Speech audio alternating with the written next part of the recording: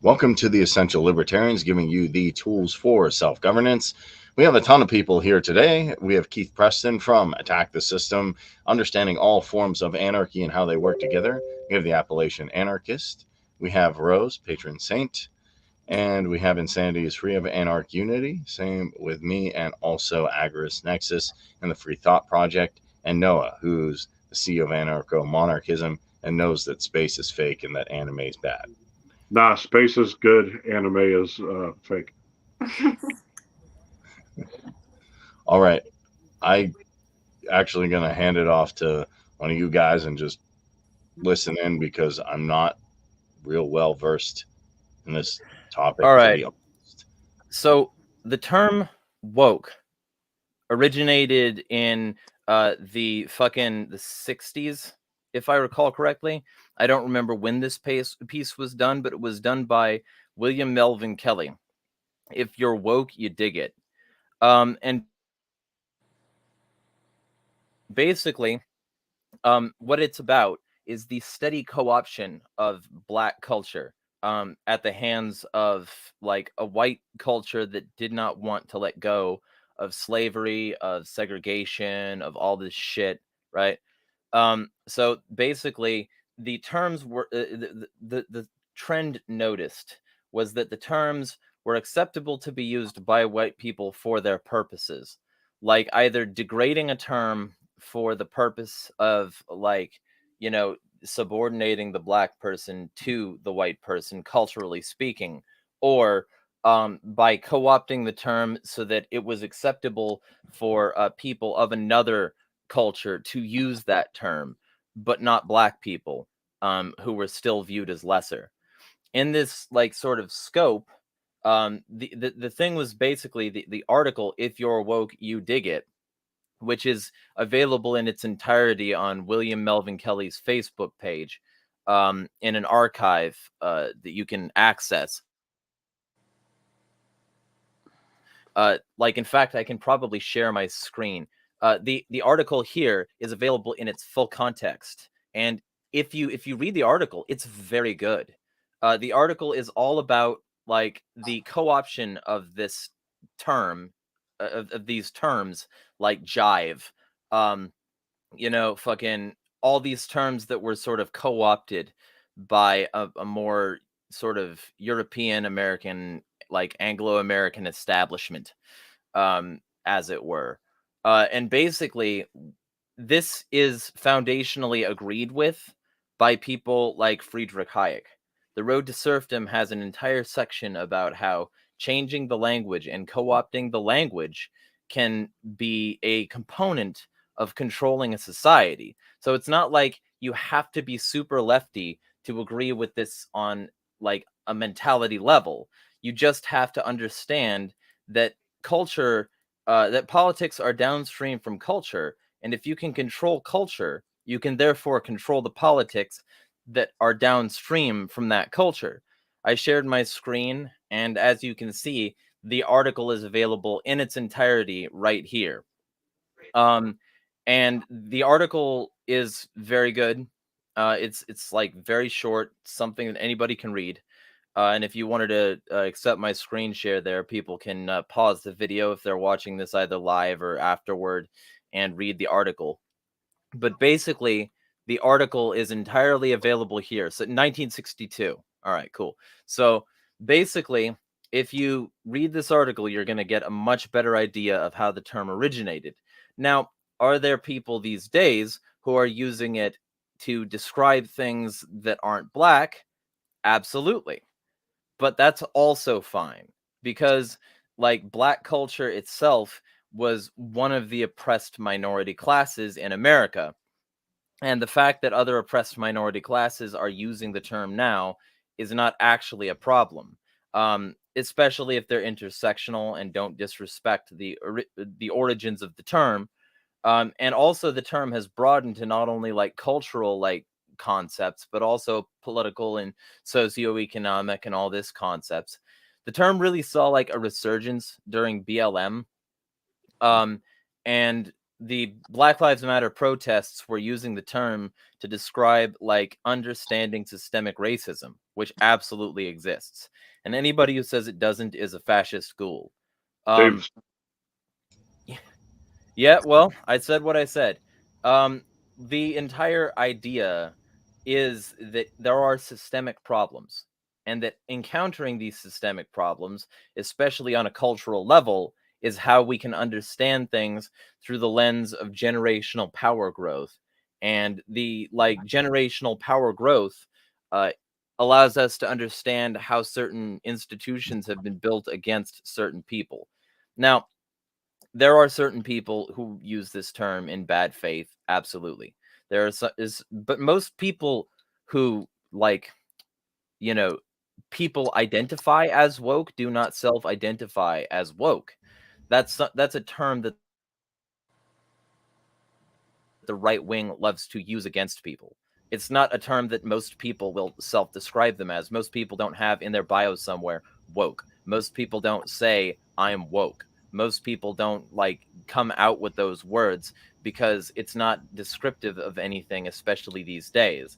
The term has lost a lot of its meaning and been diluted, which is ironically exactly what the fucking original article was about. Um, but like to be super clear, um, a huge amount of problems associated with like modern society and culture and politics and socioeconomics can all be traced back to the same sorts of structures that previously defined woke. And like one of the primary issues, transgenderism these days. Transgenders are a wide variety of people. They don't just have like some key like things like that. You don't necessarily have to have a whole lot of dysphoria or dysmorphia. What you do have to like have is on some level your brain is wired for a body that you don't have. Now, Mm. there are certain coded like biological things, absolutely. Chromosomes are still real, but there aren't just two pairs. That's a myth. There are six main pairs and then many other pairs that are associated with like sort of karyotypical formation. And Rose well, I'm pointing the wrong way. Rose can definitely attest to that because like this is something that's well known on a biological level. Um, so the general idea is that not only is sex not binary, but the way it manifests on a phenotypical and psychological level is also not binary. And believing that it is sort of an invention that ignores a whole lot of scientific research, including the fact that chromosomal pairs aren't even limited to two. And so, like, when you look at it through that lens and the lens of suppression of science and the fact that transgender research was some of the first stuff burnt in Nazi Germany, not the first stuff, but some of the first stuff, Mhm. it becomes clear that if you want to have fascist cultural control, you've got to suppress people. If you want to have fascist cultural control in America, a society built on racism and slavery and shit, you got to burn Black Wall Street. You got to do the Scottsboro Boys. You got to do anything you can in order to keep people suppressed. You got to disarm the black man because the Black Panthers are scary. And you've got to be like Republicans on the bleeding edge of gun control. So like that's like just some overlap, right? Stonewall was a riot.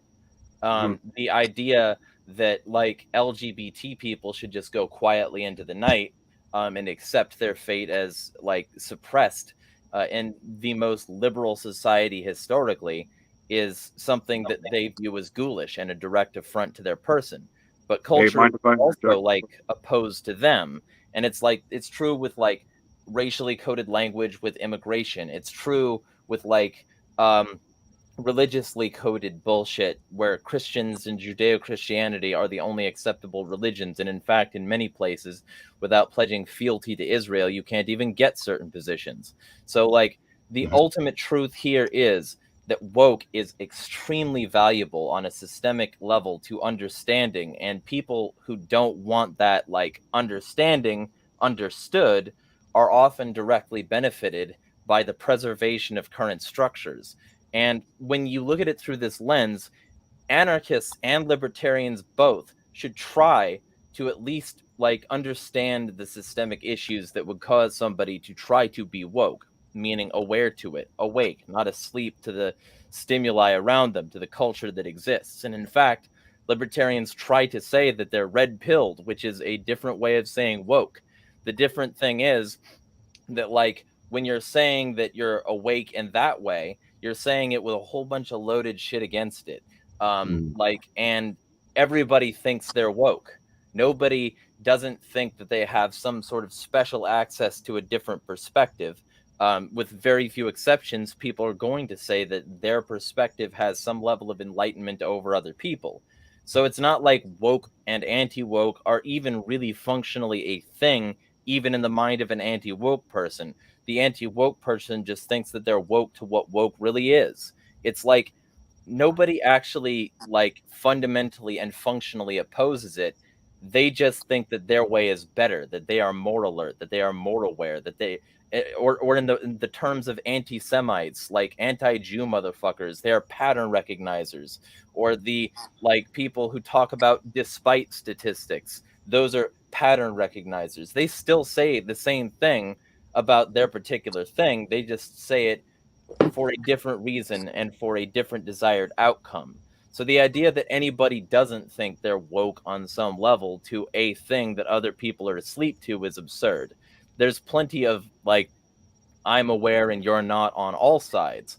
So the real issue is, where are the actual systems, and can we actually point to those in order to arrive at a consensus? And can we do so without letting the language be co-opted by the state and allowing us to be enslaved in the way that F.A. Hayek talked about in Road to Serfdom, when he talked about, like, the fact that, like, language can be co-opted to the point of draining its original meaning and sabotaging the culture that might be effective against the control system.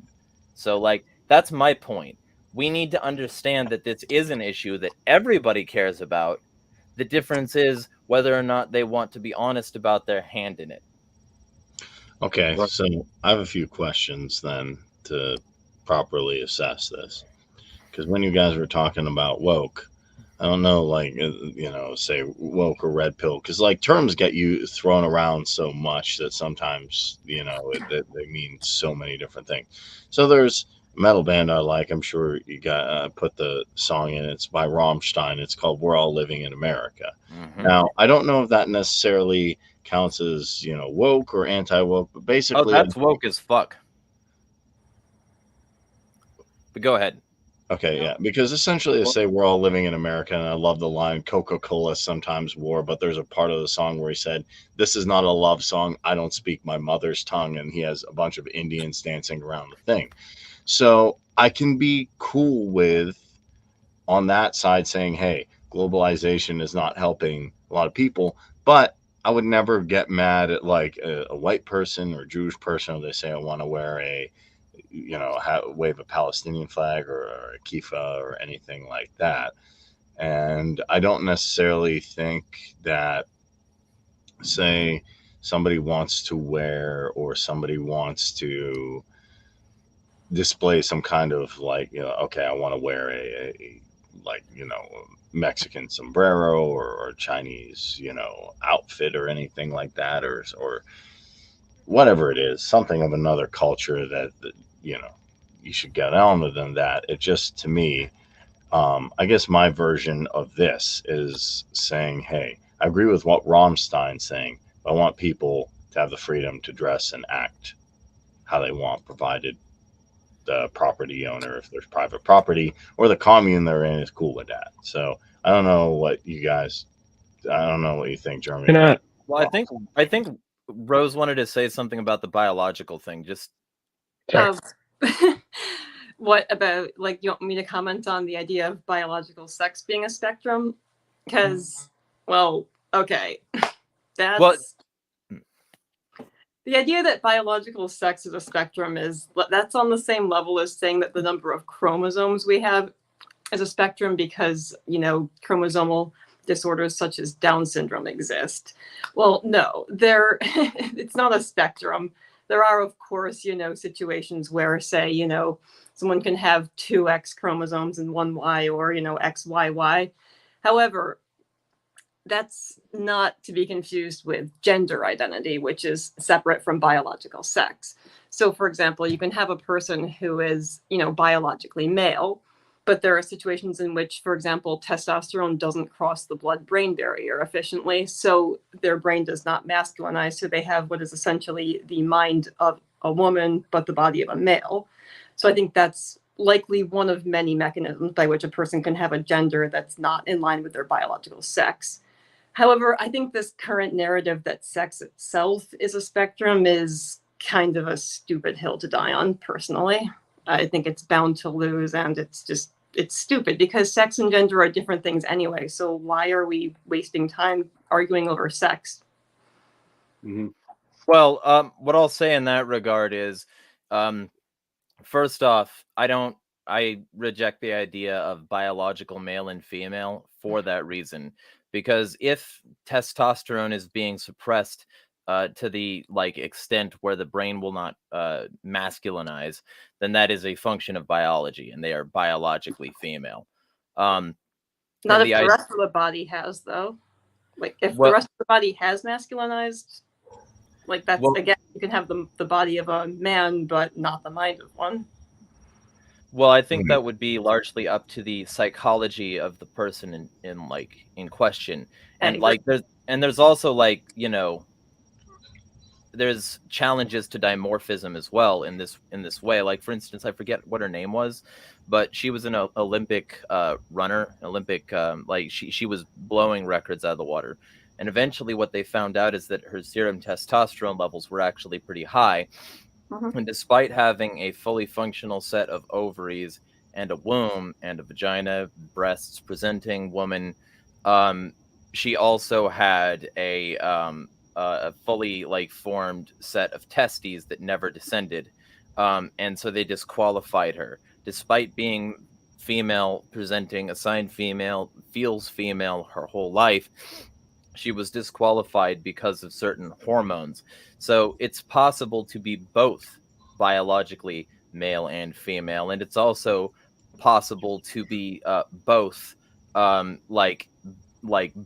with a certain biological predilection to certain phenotypical presentations, and also born with the biology that wires your brain in a different way, or wires some other part of your body in a different way, like the switching on of the genes to produce testicles in a fully functional woman. So the whole thing I'm saying there is that biology is what creates transness. They are biologically trans. They are born that way. And gender is just the social construct that lays on top of the physical. Right. Can I ask you a question, Jeremy? Oh, I'm sorry, Rose. Go ahead. Oh, no, I didn't say otherwise. I do think there are biological mechanisms behind what leads a person to identify a particular way. I just, I don't think we should die on this hill of biological sex being a spectrum.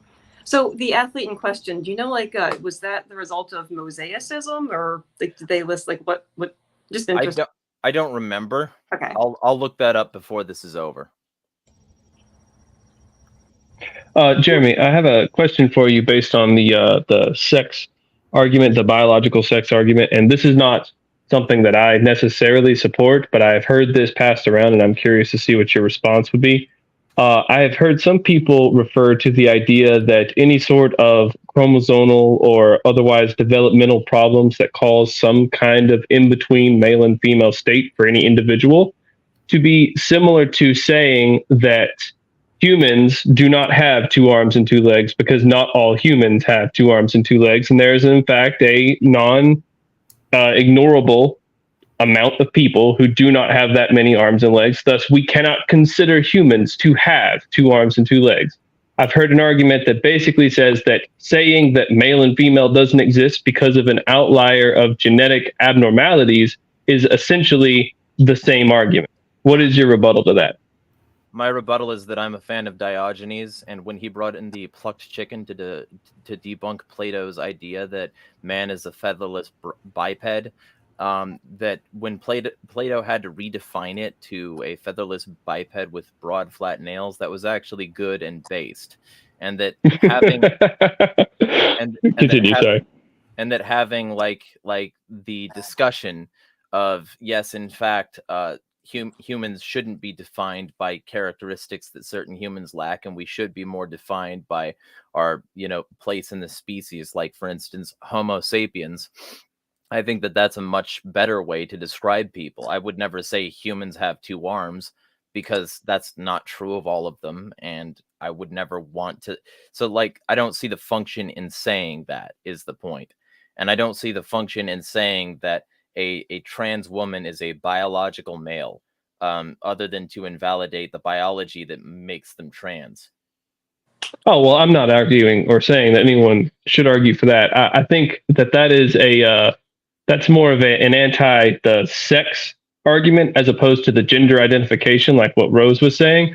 I think that argument is specifically just trying to knock down the use of intersex cases as evidence for trans, since at least from my understanding, most modern cases of transgenderism are gender dysphoria or something analogous to it that causes a different expression of gender identity than the, I guess, assigned at birth gender. I don't think that there's a large section of people arguing for the complete eradication of sex-based differentiation at all, like at a biological level. I don't. Well, I don't. Plenty of outright Nazis exist, and those people would see those people as degenerate and want them out of the gene pool. And a lot of those people are supported by people like Michael Knowles, who talks about eradicating trans people from public existence. Well, I mean, go ahead. I don't know the individuals involved, but I don't. Let me just go ahead and say this: I hate all Nazis, and any sort of eugenics disgusts me and fills my mouth with bile. Let me just put that on. Eugenicists should die. Well, not all of them, because that's a form of eugenicism, but at least the ones that try to act on it. I'm talking about eugenicism is inherently evil ideology. Some ideologies are inherently evil. That's a fact. You can't dispute this. Oh, I was just being facetious. I can dispute though about all of this. I'll actually give you a perspective that I don't think I've never heard anybody actually saying. That it's fine if we want to, because we can debate like the amount of estrogen. Like if you have estrogen dominance or testosterone, I'd still say or do, because I had an issue with that around COVID when I got a little beefy, but then I fixed that. But I will say this: if you ever utilize any, in my opinion, very strong psychedelic substances, you ever use Dr. Monroe's program to do binaural beats, engage in some pretty strong Zen meditation, or just do a lot, or just listen to Bill Hicks at a funny drug story or a positive drug story, who Bill Hicks to me was one of the, if not the best comedian. I agree with his assumption that you're the imagination of yourself. You're not your physical body. So if I'm going to come to that conclusion, it's a little bit, and I get that's crazy. Like, why would you say you're not your physical body? If you really it's not something I can academically teach. It's like something I can tell you, hey, do these exercises. And then you'll really get a feeling that like your consciousness is not limited to here. That's why I find it interesting when all these people want to utilize, well, this is my nationality in this, and because of this, I have to fight this person. I'm like, no, you just fell into a government trap of believing this. I'll sum it up with what David Icke said. He said, if consciousness realized it was the expression of the same consciousness, it wouldn't fight itself. He said, mind fights mind. So, I'm a American, you're an Iranian. I'm an Israeli, you're a Palestinian. We got to fight, because that's a mental construct. But if you take that out and look at what really, to me, is, we're all expressions of awareness, self-actualized through consciousness, acting out a focal point of the universe. And this is just essentially an avatar we get to choose. And I don't know if worrying about the specifics of the avatar is as important as realizing you are that avatar self-actualized from source. Hopefully that made sense. One of the few smart things Ike has said. Fair enough. I wanted to ask, moving away from the transgender question and going back towards woke, I wanted to ask Jeremy what he thinks the relation is between the term woke and I guess you could say wokeism and its confluence with the idea of cultural Marxism and the progressive stack and I guess identitarian classes in a Marxist structure. Do you think that those two things are inherently related, or can they be separated and the good of one be separated from the bad of the other? I think cultural Marxism doesn't exist. Marxism itself is a culture. There was never a point to including the word cultural apart from creating a buzzword. Well, can I be more specific then, so that I can nail down exactly what I mean? Okay. So Marxism, I'm basically using as shorthand for economic class warfare, right? So exclusively economic class warfare, to the point that I've actually heard some Marxists be like, if you care about anything other than economics, then you are not Marxist and you're an enemy to the revolution or whatever. But cultural Marxism would basically be the idea of an economic class applied to any sort of perceived power dynamic that could exist. So for instance, me, a white man, if I was in the middle of India, then in isolation, like, in a vacuum, you could say that I am the lesser in a power dynamic because I am the absolute minority surrounded by people who don't know who I am, who can't speak my language, who all know each other and can talk to each other. And so the idea would be that I would be a class that is oppressed by a ruling class of whoever's in charge or whoever maintains dominance in that scenario. And they apply it forward to all sorts of different categories. So like disabled people are the oppressed class versus able people, and transgender people are the oppressed class versus cisgendered people. And I'm just throwing examples out here. I'm not saying whether I support or don't support each of these individually.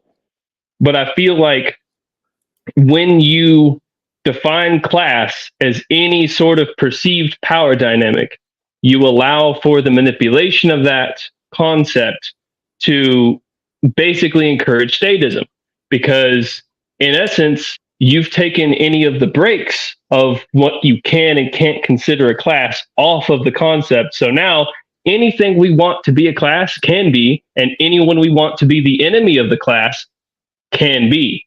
So when the state decides that you're an enemy of the working class or the oppressed class of whatever color, disability, or whatever is the flavor of the week, then you go to the gulag. Congratulations. You see what I'm saying? I do, and I think it's self-defeating.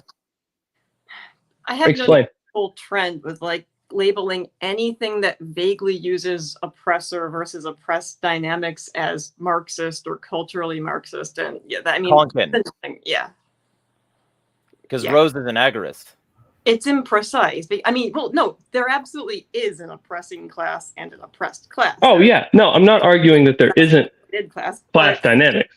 Calling everything cultural Marxism, I mean, again, it's just a buzzword that I hear thrown around a lot, but people who use it usually, not only do they not define it, but they often don't really know what it means. They just assume everyone else they're talking to knows what it means, but yeah.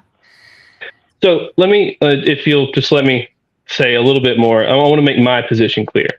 Personally, I view the world as separated into only two possible classes: the literal ruling class and the literal not ruling class. And the ruling class is the state or whoever is equivalent to a state in a geographic area and its chosen actors, whoever those may be. So that could be anything from Raytheon to the president, right? Whoever is a member of the ruling class is considered a part of that class. And then the oppressed is literally everyone else. Every other person is oppressed by the people who the state chooses and the runners of the state themselves. That's kind of how I see class conflict, because that's the only, like, what else defines a class other than the power to harm?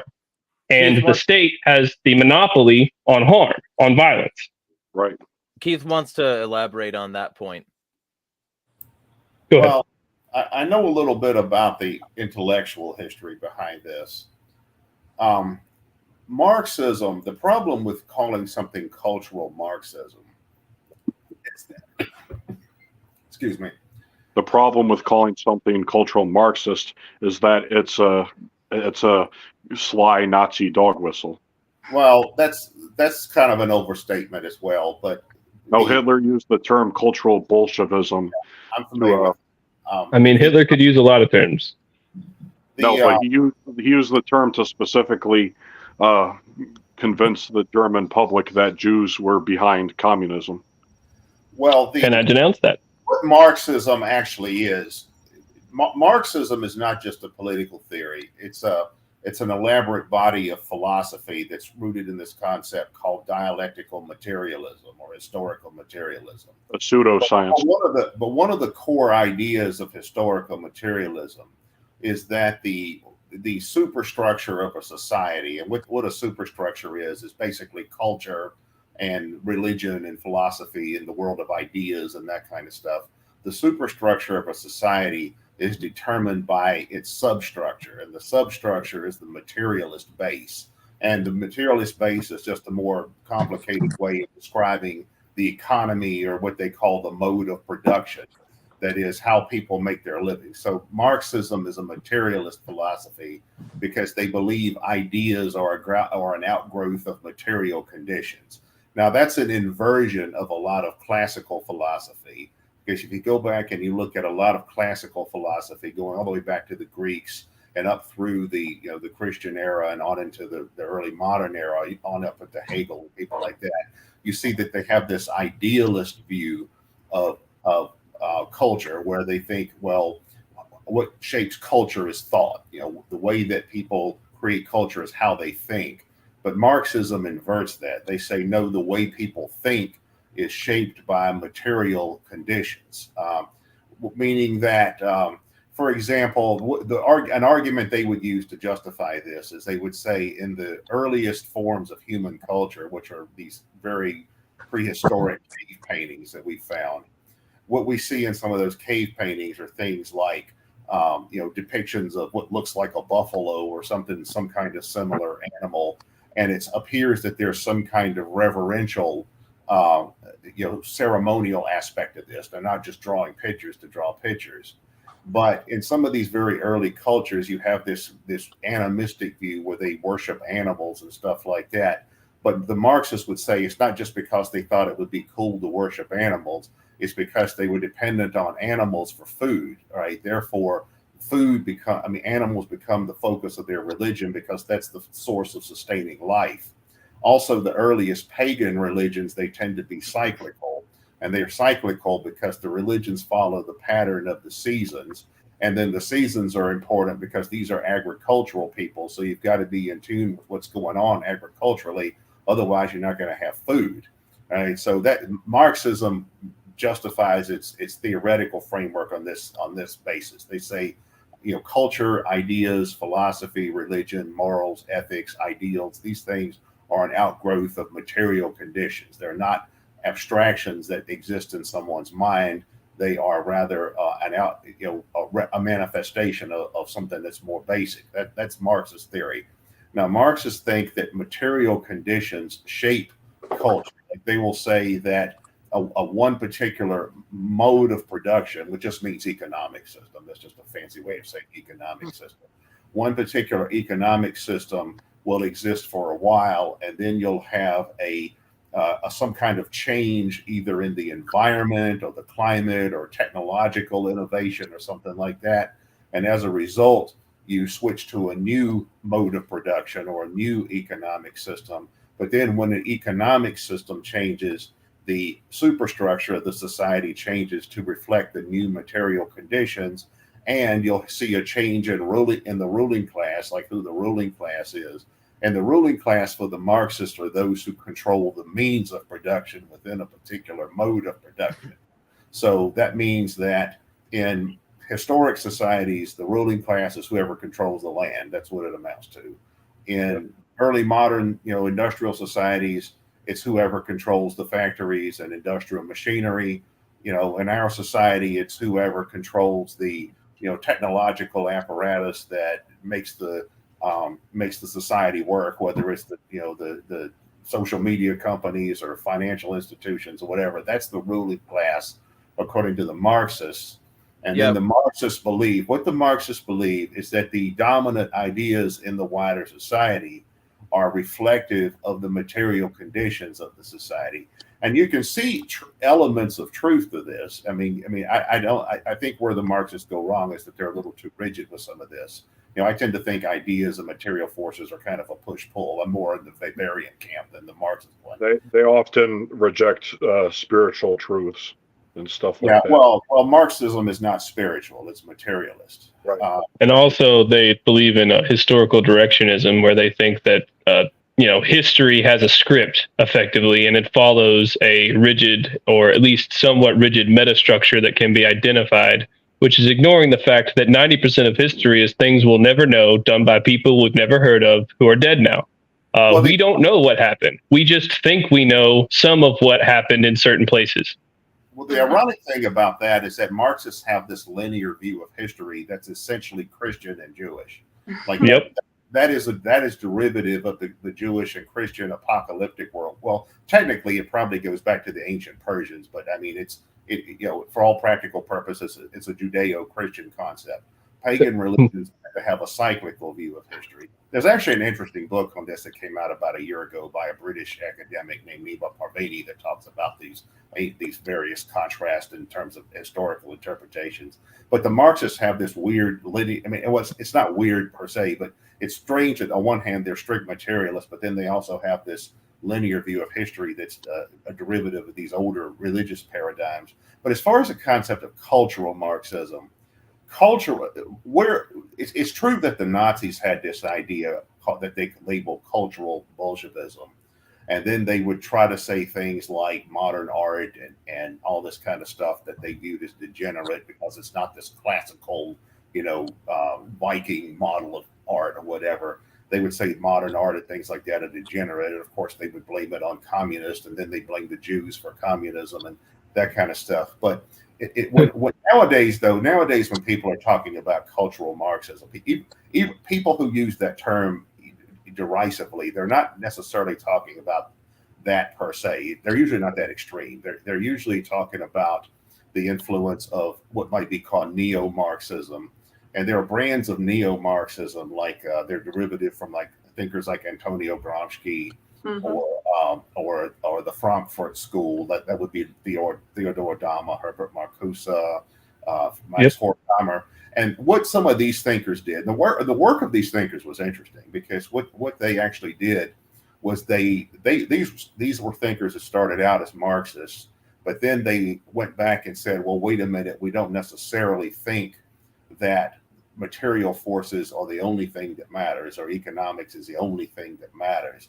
The way people think does matter, and culture does matter. In fact, Antonio Gramsci was a Marxist, but he was heavily influenced by thinkers like Georges Sorel, who argued that that myths are what make a society. Just like in the ancient world, you've got like in the Roman culture, you've got the myth of Romulus. You know, in Christianity, you've got Jesus and all that kind of stuff. Well, he argued that to be inspired to take action, people need to have a mythological framework that they believe in. And Gramsci took that idea and said, well, before socialists Gramsci was a communist. He was an Italian communist. He was murdered by Mussolini as an opponent of Italian fascism. But Gramsci said that for socialists to become politically victorious, they first had to become culturally victorious, meaning they had to shape the ideas of the wider culture so that people would start to accept their wider paradigm. You know, they say, well, what do people believe in now? Well, they believe in organized religion. They believe in nationalism. They believe in saluting the flag. They believe in, you know, it's honorable to fight for your country in war. Well, we've got to dispel people of these ideas, and we've got to bring in, you know, more egalitarian and more socialistic ideas.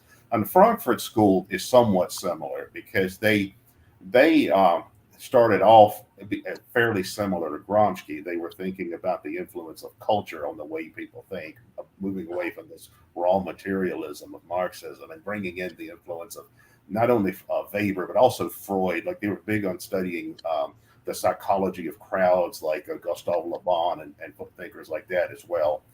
But then the idea was that that culture can shape society in the same way that material conditions can shape society, and culture can impact material conditions. Like Max Horkheimer, for example, had the idea of the culture industry.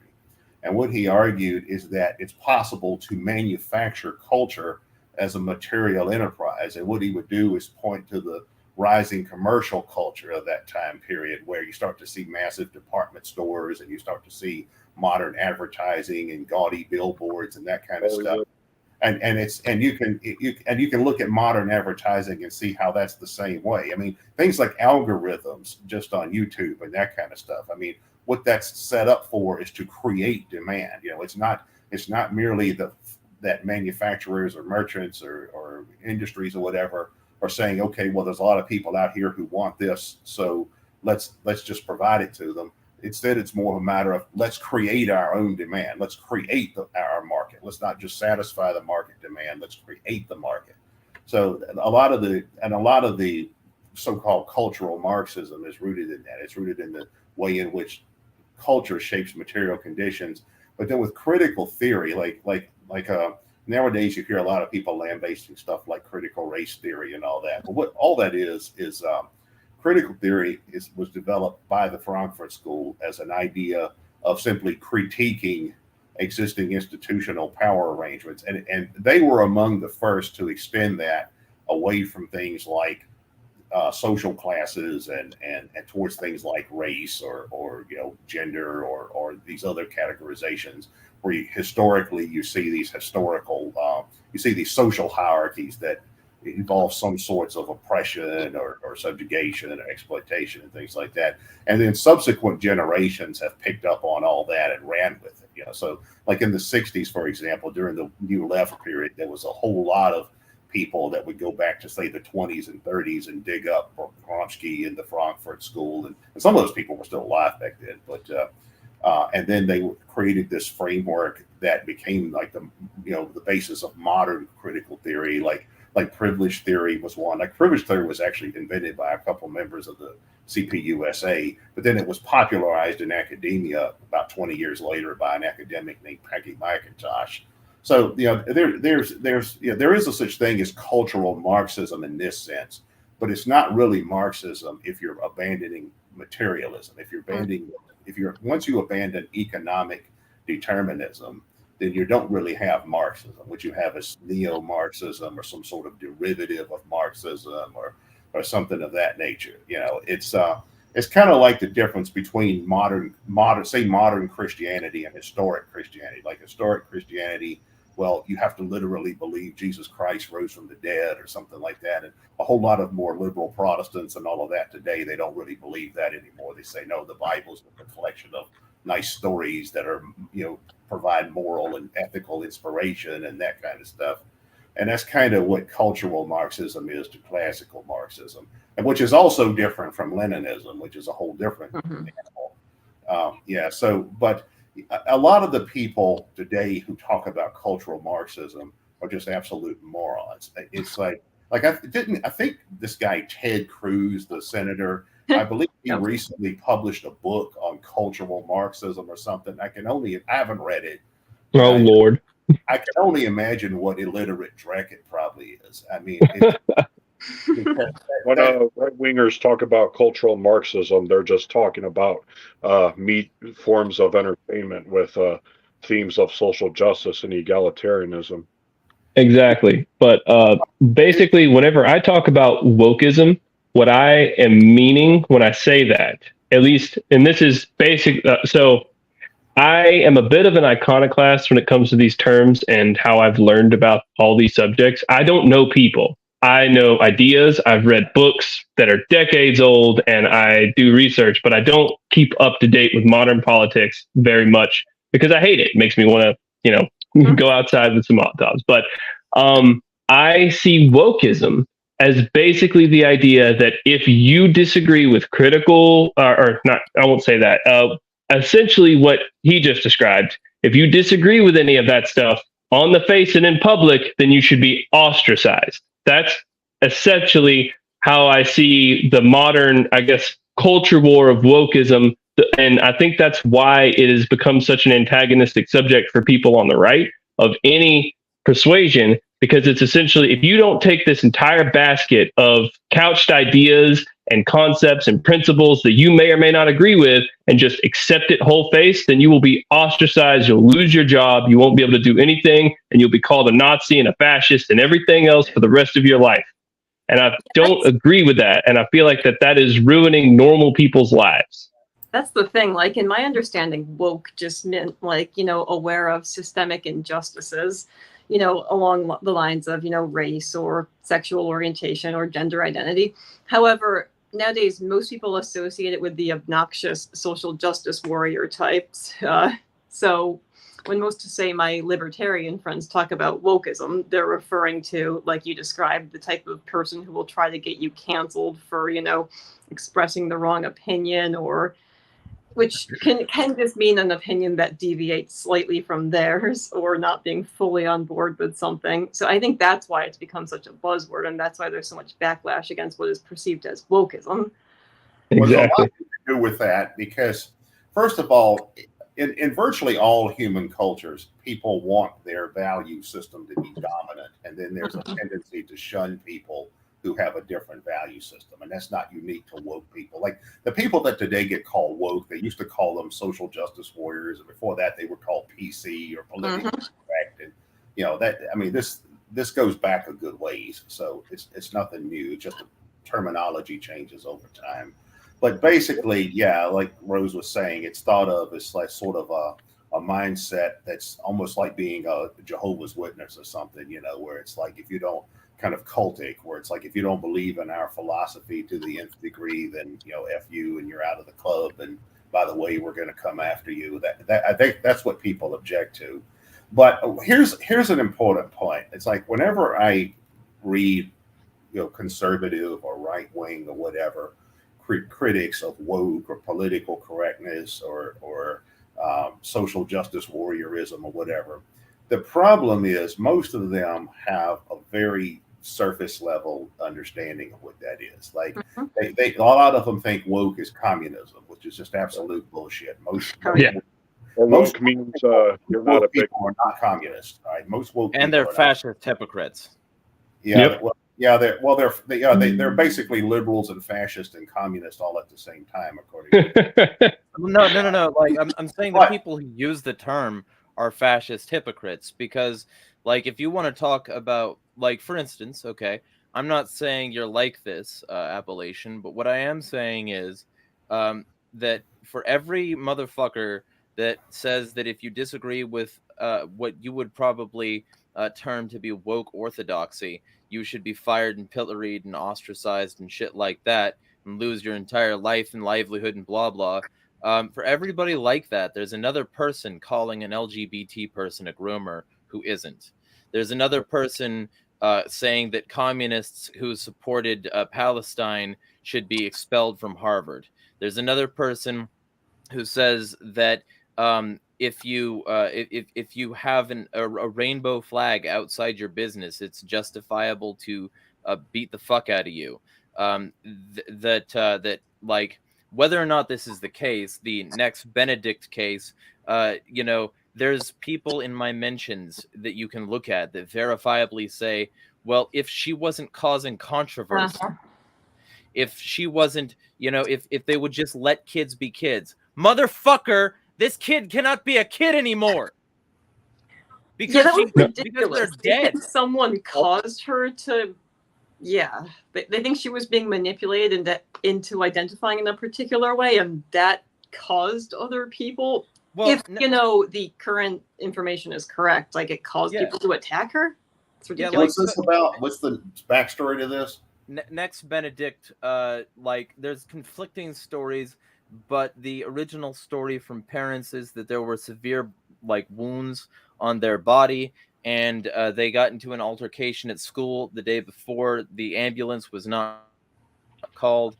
Nothing was done basically, except that that parents were called, and Nex was given a 2-week suspension, and then the next day, like collapsed because the hospital sent them home because they were fine, but apparently not, because the next day they collapsed and then they died in the hospital. It's almost as if public schools are fascist indoctrination camps that teach people to think in a hive mind and kill the outsider. Absolutely. So, but well, forgive my ignorance, but who is Nex Benedict? They're the teen that died. And when did this happen? What's the context? About like 10 days ago. Yeah, I think it was like last weekend, or that's what I heard about it. But yeah, and they were non-binary, if I remember correctly. High school bathroom, supposedly a fight, but there are conflicting reports, like whether or not it was like 2-on-3 or 3-on-3. In any event, there was some kind of fight in a high school bathroom involving a teenager who had been previously bullied.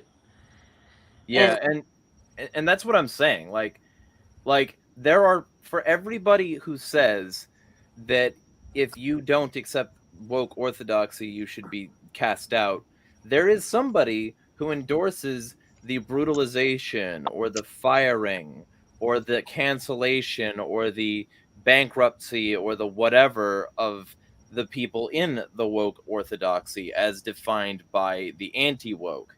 These people aren't any fucking better. And let's be super clear, cancel culture is a function of the market. I'm not saying that people should do it, but it's a function of the market.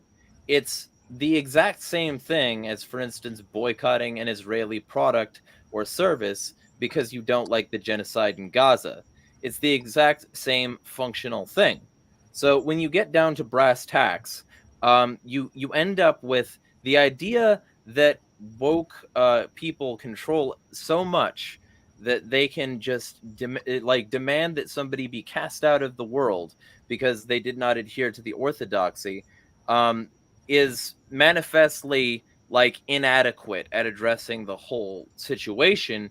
And it's also not the complete story in the terms of who wants people thrown out and who traditionally has the power to actually do the throwing.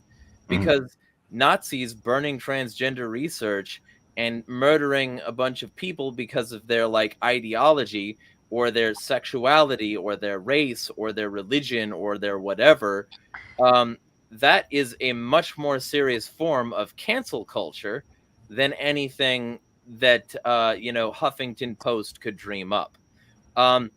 So when we come down to it, there's different forms of different things here, and I think this modern form of it is in fact preferable to other forms of historical social control, especially in its terms of total violence, control, and brutality. But like the secondary thing is that even if somebody gets canceled for bullshit reasons, which absolutely happens, I am not contesting that. Even if somebody gets canceled for bullshit reasons, that does not in fact indict woke. It just means that the person who invoked it was a piece of shit. So like there's Does that argument not apply to the other side, Jeremy? No, because fascists are all piece of shit. Okay. Well, no. Okay, hold on. Let me be more specific then.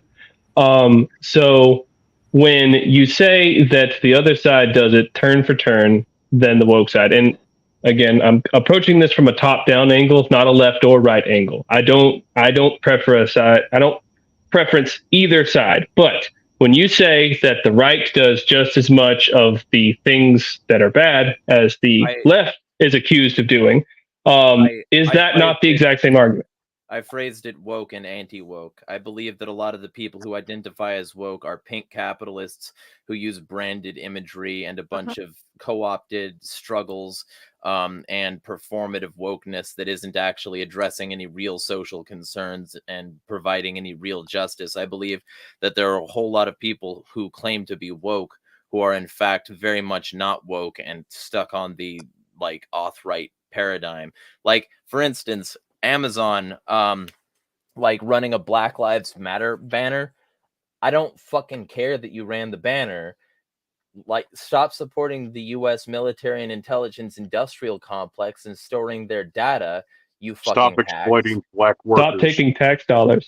Yeah, and stop supporting their military and industrial efforts to bomb black and brown countries. They're like AFRICOM, and the entire Middle East policy is reliant on AWS servers. It's reliant on contracts like that are directly affiliated with people involved here. So you say Black Lives Matter and then you help them get killed.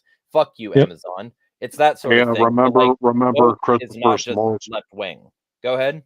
Remember Christopher Smalls, who started the first Amazon labor union?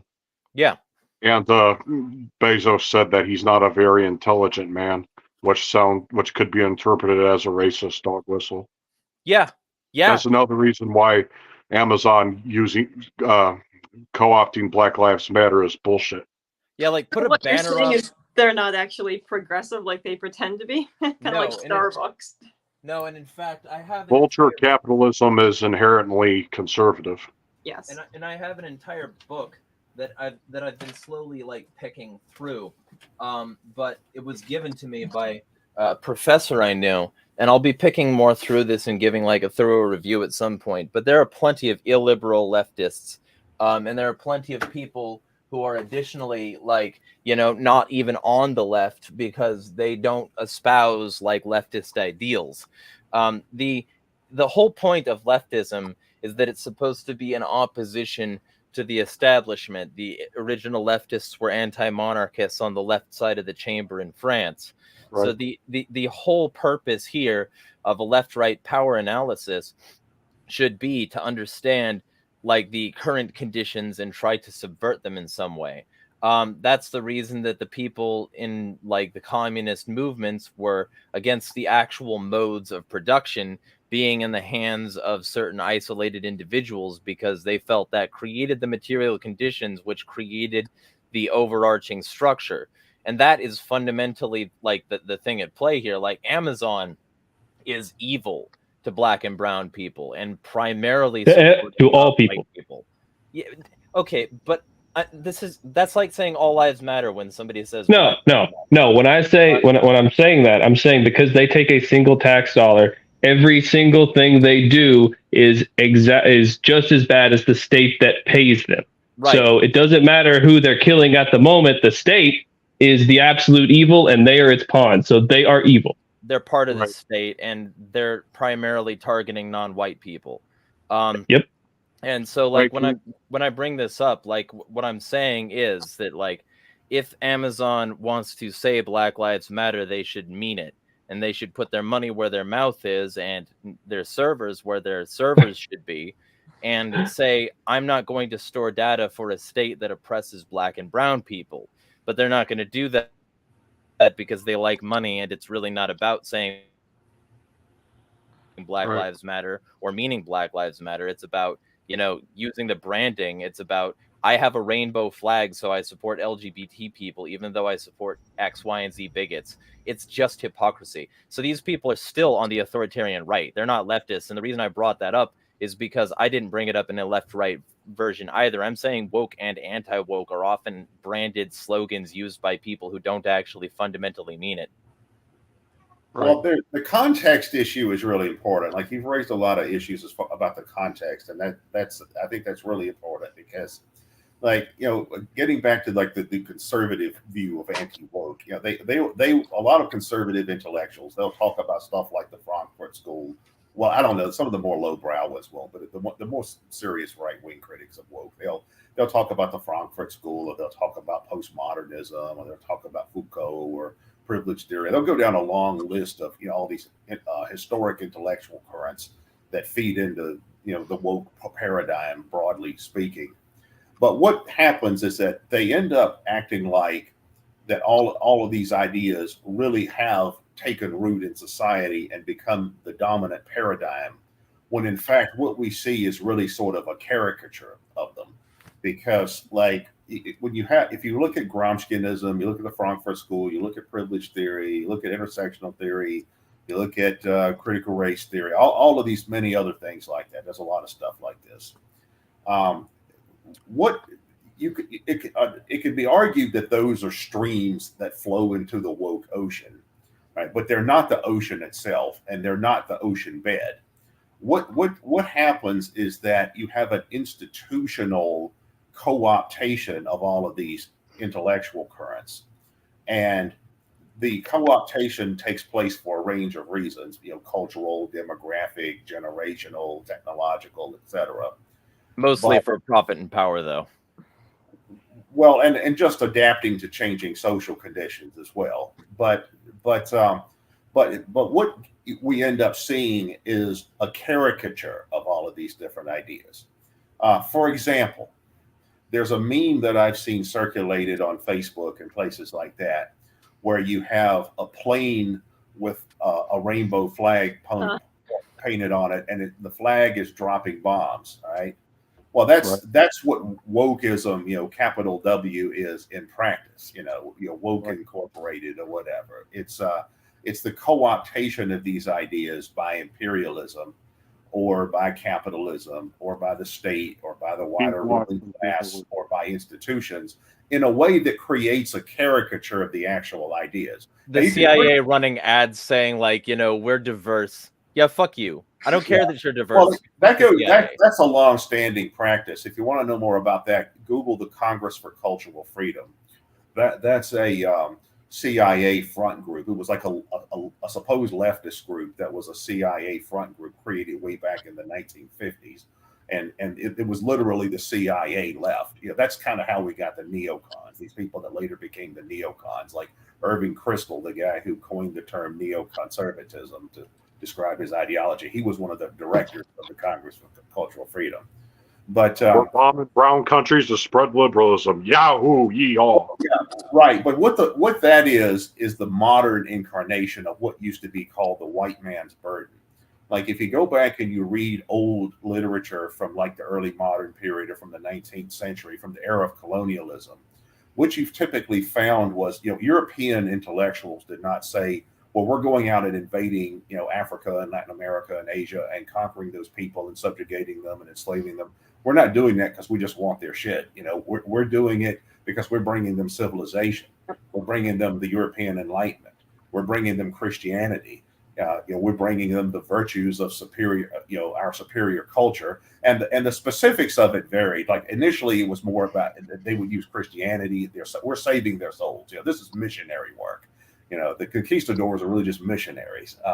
That they started with religion. Then after the Enlightenment, they started framing this more in terms of civilizational advancement and science and eugenics and that overlap with racism. And so what we see now is the modern version of this, all right? And with woke imperialism or whatever you want to call it, like somebody who personifies it. I don't know if all of you know who Samantha Power is. She is an official in the State Department, the Biden State Department. She was also in the Obama State Department. She was Obama's ambassador to the UN at one point. All right? And she is married to Cass Sunstein. He's a prominent legal theorist. But Samantha Power calls herself the genocide chick. And what she means by that is she's built a career as somebody who promotes this idea of the right to protect, or the responsibility to protect. And that basically means military intervention in developing countries to ostensibly. Could we talk about how one of the congresswomen tried to invade the Middle East? Yeah, well, this person that I'm talking about, I forget her name, but she was one of the architects. Yeah, she was one of the architects of the war in Libya, right, in 2011, which totally destroyed Libya. Libya was previously the wealthiest country in Africa. Now it's one of the poorest. Now it's like, huh? Well, I actually, because like this woman sounds like the female version of Jesse Helms, if you're familiar, probably familiar with that. I remember Jesse Helms. I grew up in the 70s and 80s. Yeah, I remember Jesse Helms well. Oh my God, Empire of Liberty. I'm like, okay, this guy like this guy sounds like Lindsey Graham with a preacher undertone. But I'm looking at Samantha Power. I'm looking at this. I guess my question overall with this is because I don't really believe they believe that they're trying to civilize, because Shahid Bolson made a good point. He said in the West and in the East too that people will take collective credit. Oh, we did Newton. Oh, we fought in D-Day. We did this. Oh, well, okay, fine. But what about King Leopold? Oh, what about Netanyahu? Not me. Oh, what about invading? What about George Bush? No, that wasn't us. The rape of Nanking. Yeah, wasn't me. Oh, but we all worked. He's like, we all painted the Sistine Chapel. I'm like, it becomes interesting. Yeah. Well, the Correct me way if I'm wrong with that in every ruling class, you have those who really believe in the ideology of the state or the ruling class. And then you've got the others who are more like cynics and opportunists and all of that.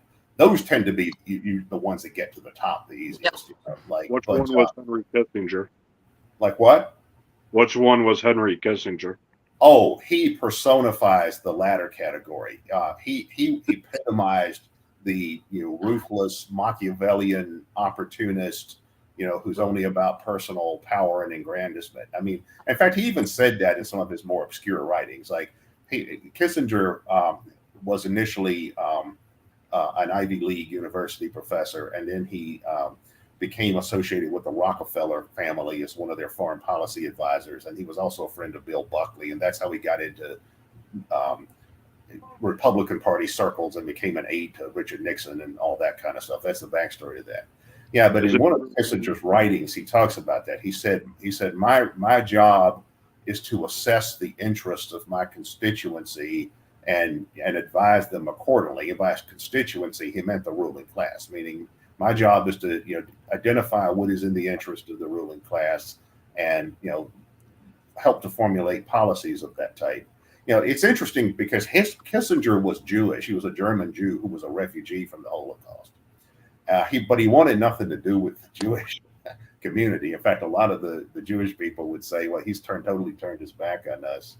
And, there's some pretty candid comments from Kissinger in terms of how he views power politics. But he personifies that. I mean, he more than as much as anyone I know of.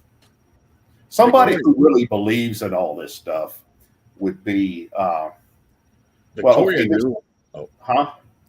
Nuland, I do believe, believes this stuff, and I don't know why.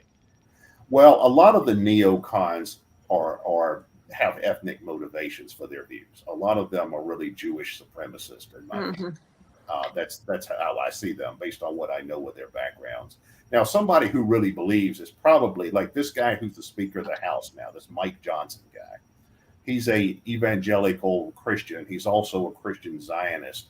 I get the impression this guy probably really believes in much of what he actually said. Maybe not every word, but I get the impression he's a true believer in this kind of cultic religious framework he holds to. And people like that always end up being useful idiots for whatever ruling class they're a part of. I heard a phrase one time describing politicians that buy into their own propaganda as similar to a drug dealer that uses his own stash. That makes sense. Yeah, that was like the impression I got from someone like George W. Bush, where I think he genuinely did believe he was going to liberate the Iraq. But yeah, he was such an obvious puppet put there by. He was fun to have a beer with. Yeah, exactly. Well, George W. Bush got his position because he comes from one of America's most prominent families. Well, but, yeah. But as an individual, he's like a walking personality disorder. He's like George Bush, though. Huh? George Bush, though. I mean, I don't know. I think people Flanderize him. I think he's a lot more evil than people give him credit for. And a lot. Absolutely. You don't get to be a fighter pilot and still be stupid. That was such a fucking act. I had my political awakening when he was in office, and I thought, I honestly, I agreed. I thought he was genuinely evil. Yes. Then, but it kind of eventually I came to the realization. I'm like, I think he was actually just a puppet put there by special interests. I think Dick Cheney was pulling a lot of the strings there. I think this guy thought he actually was, Have y'all heard I of agree with that Crop? in the sense that he wasn't the one making a lot of the policies in that administration directly. It wasn't just him. It was What he is a classic case of a borderline personality disorder or narcissistic personality disorder. Bush had all kinds of delusions about how God chose him to be the right man in the right place at the right time. And he just had this kind of self-styled makeshift evangelical Christianity mixed with a whole lot of Alcoholics Anonymous ideology. Yeah, the evangelicals had a lot more power back then. Thankfully, depends on what part of the country you're in, but that's kind of waned a little. But yeah. Also, to be fair, name a president in the last, 100 years that actually was a policymaker and a mover and shaker and not just a puppet on somebody else's hand. Yeah. Roosevelt, I think, fit into that category. My point with you know what? I'll give you that. My point with Bush is that he was evil and not stupid, and that he comes from a family line of evil and not stupid people. How many people here are familiar with ThyssenKrupp? I've heard of it, but I'll need reminding. All right, I'm going to read from my article. And this is an article you can read on the Free Thought Project. I'm going to be posting more there soon. Keith cross-posted it to Attack the System if you'd rather read it there. Is it about his grandfather funding the Nazi party? So, yeah, but also not just funding, much more. So, American foundations, let's talk about the Bush family. Prescott Bush played a pivotal role in supporting the Nazis, assisting them in acquiring and hiding their money, and providing the coal and steel necessary to construct the tracks and infrastructure of their concentration camps. The father of George H.W. Bush and grandfather of George W. Bush, Skull and Bones alumnus, he worked for Brown Brothers Harriman, helping Fritz Thyssen finance Hitler's rise to power. He was also the director of Union Banking Corporation, which represented Fritz and his U.S. interests, and had ties to the Consolidated Silesian Steel Company, which provided much of the material for Nazi operations, including building concentration camps and powering the war machine. Without all this assistance, the Nazis would have struggled to secure the money and resources required for the Reich. So not only did Bush orchestrate 9/11, but his grandfather enabled Nazi Germany. That was an inside job too. So and his dad the MLK. What? Oh no, sorry, not MLK. The JFK conspiracy with his dad, because he was the assistant director of the CIA whenever JFK was assassinated. George H.W. Bush. Yeah. He also and the CIA. Don't mistake that as me supporting JFK, by the way. My point is that their family got their money from Nazis, and that Nazism was endorsed fully by Prescott, who never really had to account for his crimes. Even when families tried to recuperate losses, like Holocaust survivor families who were directly impacted, they lost their case because obviously the U.S. government isn't going to admit their role. But the Bush family got their power and prestige and money and culture off Nazism. They're always going to be Nazis. Bush is a Nazi family, and George W. Bush was just the latest Nazi who used the weaponization against brown people that 9/11 had in its inherent nature to force Western chauvinism and imperialism and hegemony onto the rest of the world, and also to isolate the power and profits of the mega corporations and banks that benefited from these transactions. So, I think Bush very specifically was putting on a face, and then when he put on this face, it was, I'm not very smart. I know I'm very stupid. I'm very stupid. Keep on accepting that I'm very stupid. If you think I'm too stupid to make these decisions and be a corrupt motherfucker, then you know what? I'll just be the fuddy-duddy in front of the camera, keep that money rolling in, and then later I'll teach a master class on how to oil paint. Is that your southern accent? Can I just ask, is that your southern accent? One of many. Oh Lord, that was painful to listen to. Administration be like, oh, people are protesting our immoral war. Let's distract them with Britney Spears and Lindsay Lohan gossip. Yeah. It was a fucking titty has popped out at the Super Bowl. It was That's always literally same-sex what it was like during that time period. I'm not exaggerating. No, you're not. But I do have a question about all this because I've heard both sides. Some people have said this is true or not. And I know the Skull and Bones is a secret organization, that helps determine future leaders, George Bush, John Kerry, all that stuff.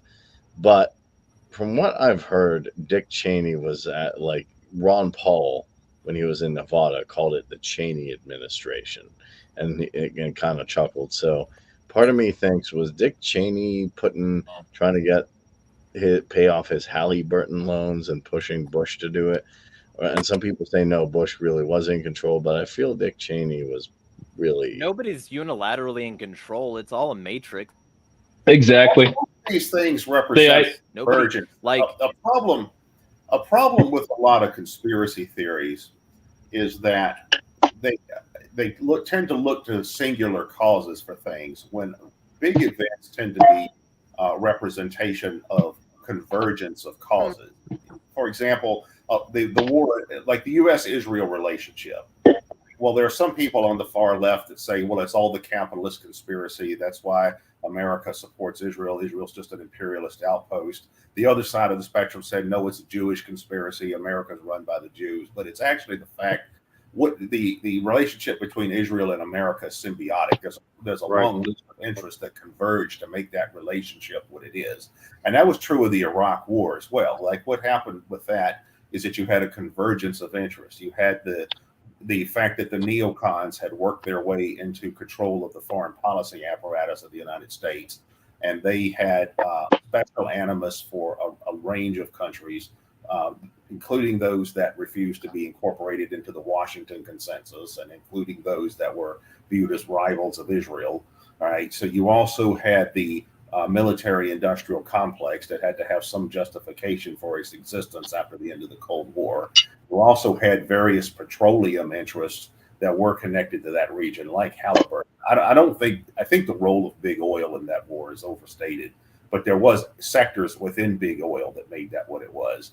You also have the basically empire building, like in 1992, Paul Wolfowitz was one of the big architects of the Iraq War. About 10 years earlier, he created a document for the Pentagon basically advocating full spectrum dominance for the United States. Wolfowitz doctrine. Yeah, Wolfowitz doctrine. What that means is basically, we're just going to build a world empire like ancient Rome, or like, and we're going to, eliminate anybody that we view as that doesn't want to go along with that. So it's like the Black Sonic version of the Monroe Doctrine. Yeah, it's like a global Monroe Doctrine, although it's a lot more extreme than the actual Monroe Doctrine. But it's I mean, so you have this full doctrine, this globalist full spectrum dominance foreign policy model. You have narrower oil interests. You have the armaments industry. You have the Israel lobby. You have the Saudi lobby. The Saudi Arabians were enemies with the Baathists in Iraq. You've got this convergence of interest. It's also true that wasn't just a George W. Bush thing. It wasn't just a Republican thing. There's a lot of them that deny it now, but there were plenty of Democrats that were on board with that. Biden was on board with that. Yeah. Hillary Clinton was on board with that. It was a pan-ruling class project. People don't like it always is. People don't like to. Okay, so these are three things that I can respond with that people don't like to think about. They don't like to think about Bill Clinton was a war criminal, and Kosovo and Al Shifa Pharmaceutical Factory are evidence of this, because probably 30,000 Sudanese people died because of the Al Shifa Pharmaceutical Factory bombing because of WMDs. Sound familiar? And Kosovo was a series of massacres and war crimes. That's Bill Clinton. They don't like what? NATO, everyone in NATO was involved with ethnic conflict. And they don't like to think about how Biden specifically was behind the crime bill and the Patriot Act. Oh, yes, fuck that guy, yes. They don't like to think about how Biden was in fucking front of everybody saying, if we didn't have an Israel, I would make an Israel. They didn't like to think about how Biden was a direct architect of the wartime administration of Obama when he assassinated 2 American citizens and pushed some of the most expansive surveillance statism to date. And they also don't like to think about how poor little innocent Jimmy Carter was the architect behind Zbigniew Brzezinski and CFR and bullshit and CIA doing Operation Cyclone and building the foundation for nation building through the creation and fabrication and training of the Middle Eastern terror threat, which they would eventually fund the camp of bin Laden in Khost, calling him Tim Osman at the time, and then like call him a freedom fighter. He's so noble. New York Times has archived articles calling him Tim Osman and saying he's so noble. This is one of our guys. And then when they needed a patsy for 9/11, these passports suddenly survived a fire hot enough to destroy 2 skyscrapers and a third one without even touching them. But they survived it, and now we know it's bin Laden. We made bin Laden, and we need to cover this up, so let's make him public enemy number 1 and get a bunch of oil and other natural resources and securement of trade routes and expansion of global Western hegemony while we're at it. Let's do that. That's what these people are. The Democrats are just as much at fault as the Republicans, and people who think that they're not state capitalists on the authoritarian right-wing scale are cucks. And they got to make the surveillance state too, which, as I said way back then, is now being turned against the rest of us, just like I said it would. And guess who started the trend of funding the Middle East to try to get rid of the regime you hate?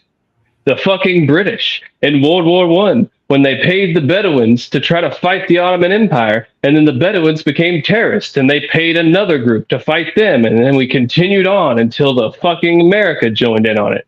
It was stupid. Get out of the Middle East. It's not stupid. It's evil. That's the thing. We got to remember these people love this You're shit. right. They You're right. You're right. form all their empire on it. They're building a foundation. The purpose of a system is what it does, not what it says it wants to do. Exactly. But I'm not convinced they're not also stupid. I think a lot of this shit is extremely short-sighted.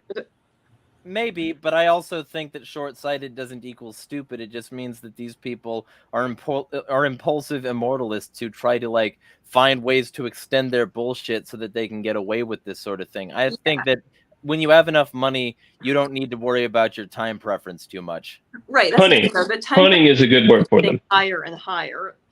Like, Also, it's all about how they can, maintain their power now and maybe, for the next 30 or so years to make sure that they're the last ones that starve, that they'll be the last ones to starve to death. But they're, yeah. Well, the state is a parasite, and it does not concern itself whether the host is able to live until the host dies and it starts to starve.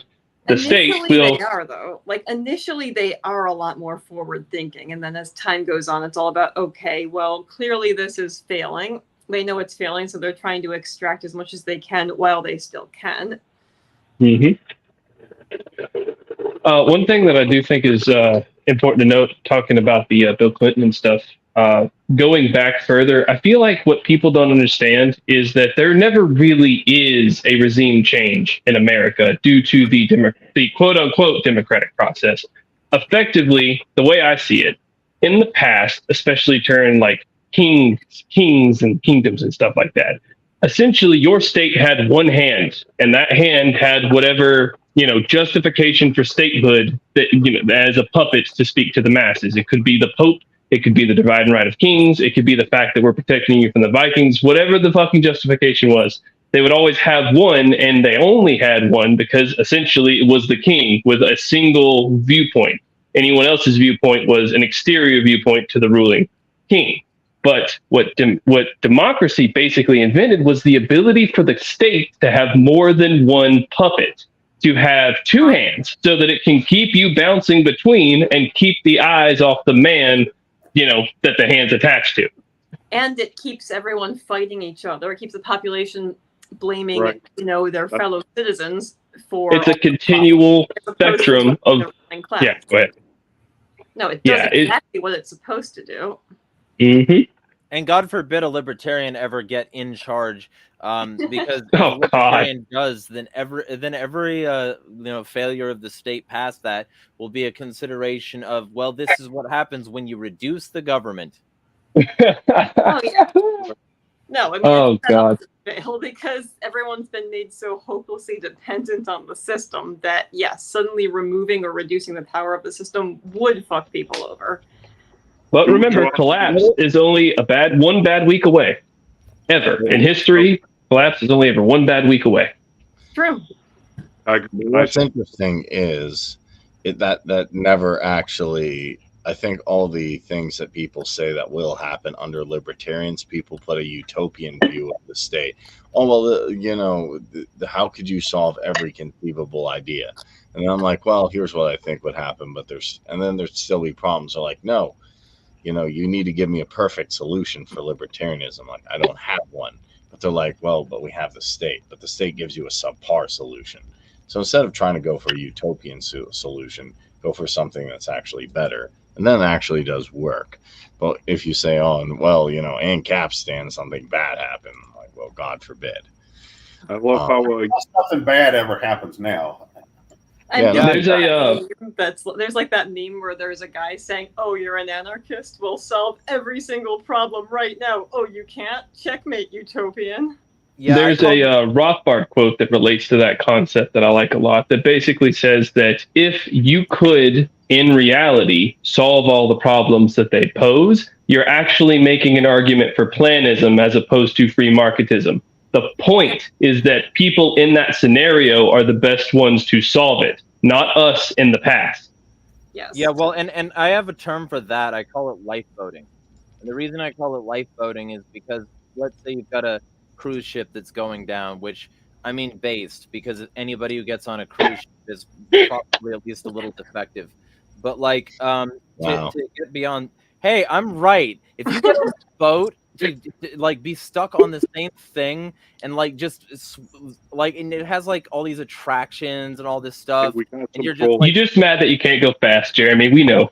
Yeah, but like that's part of it. But like the point is that if you're on a boat and your whole thing is I'm going to lounge around like I could do at the hotel and swim in a fucking chlorinated pool, and like I'm gonna go get drinks at the bar, and I'm gonna do all this shit that I could do fucking anywhere, and I'm gonna do this in the middle of the ocean instead of out there on like back at the land.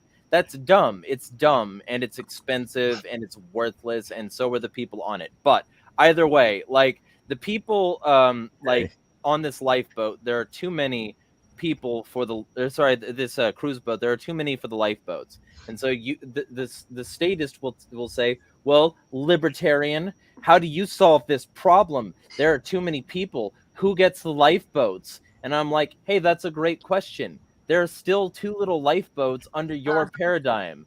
So you're not actually altering the structural conditions here. You're expecting me to have a perfect gotcha wowzer wisdom answer for a thing that you are just jacking off about into the wind. It doesn't matter. Your lifeboat situation still affects you now, and the cruise ship is currently capsizing. We are heading down.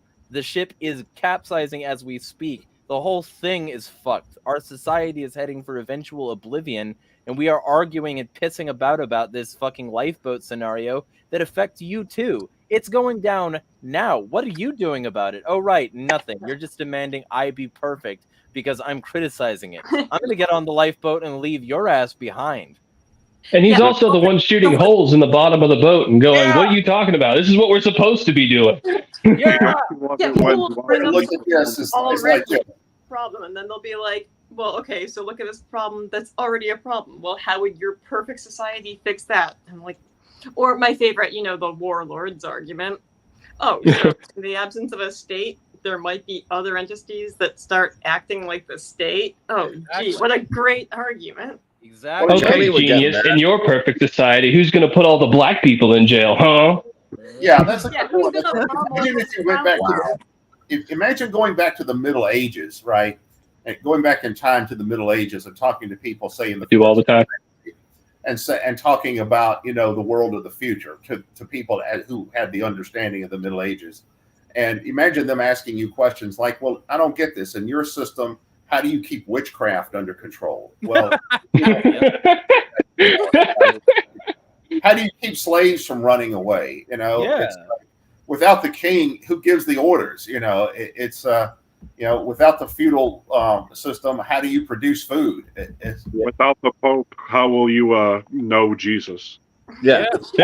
Or without the ruling class. Say something, but I kept getting interrupted. But duopoly proponents will literally say, if you don't like voting for the lesser of two evils, vote a third-party candidate, and then scold you for voting libertarian and accuse you of stealing their vote. Well, I'll Right. tell you what. Oh, I love that. Without the ruling Somebody yells class, at me for voting third Trump- party. I just Trump tell them, cards were I literally blaming libertarians for why he lost.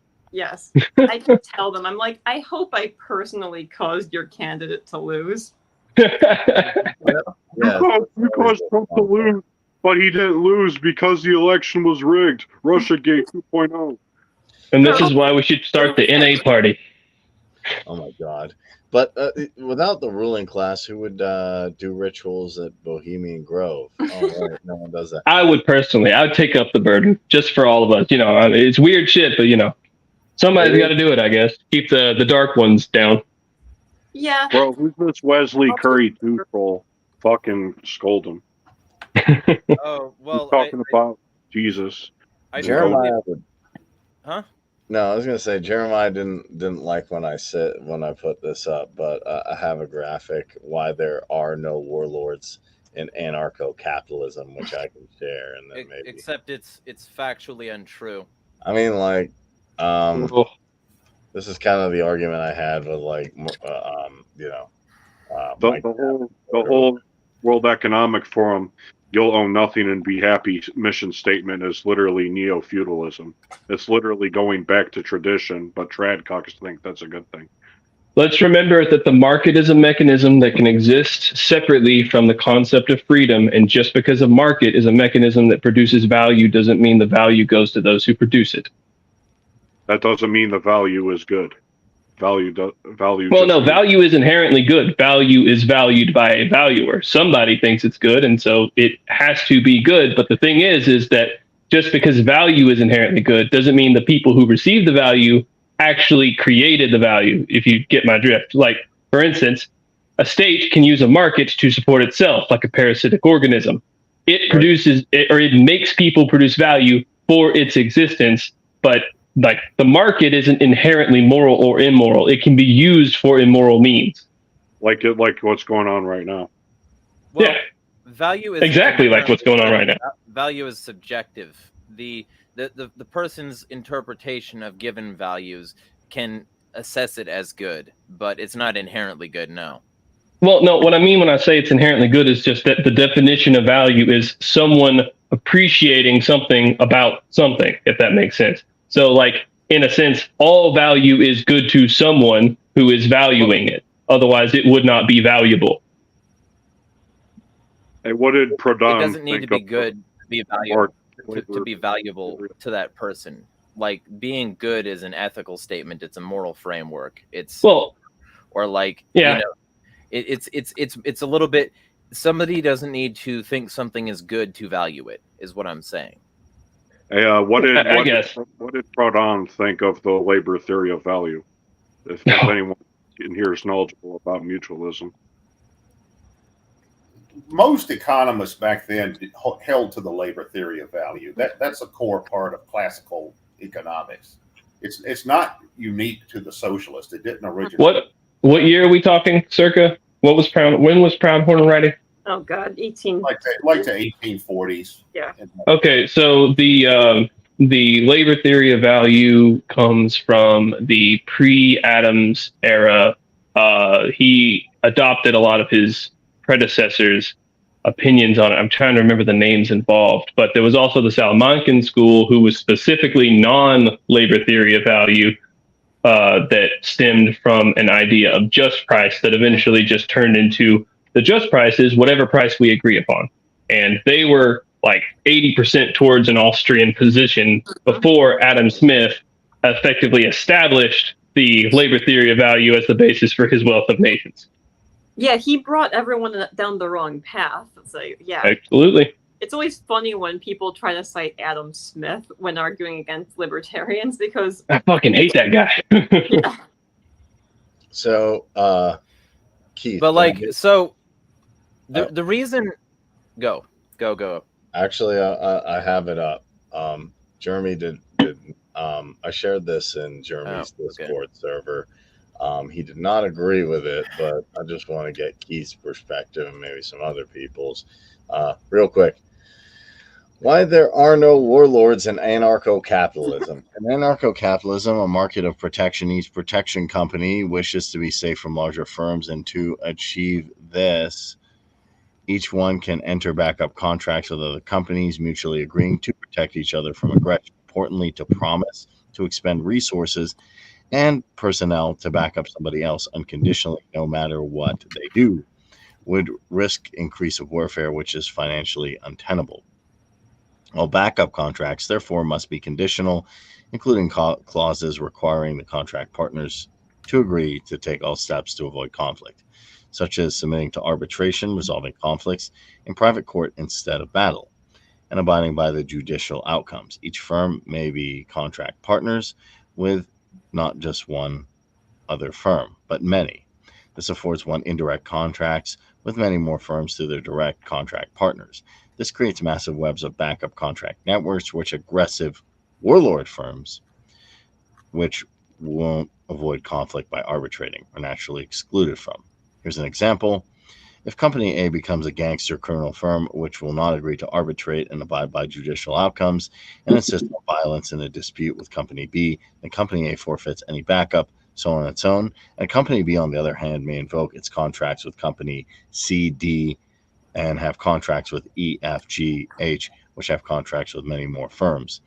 The ultimate amounts to Company A being against thousands of other security companies. Even if Company A has a huge company, it still has an ocean drop up against the rest of the free market protection. Company A, therefore, is quickly crushed.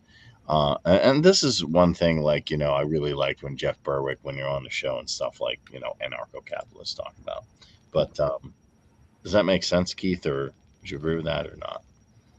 Yeah, I mean, it's theoretically workable. Although, what I would add to that is that it's also a reminder of why I'm not an economic determinist. Because the for the kind of system you're describing there in that passage to work, there would still have to be some sort of broader cultural consensus that formed the social, underpinning of this.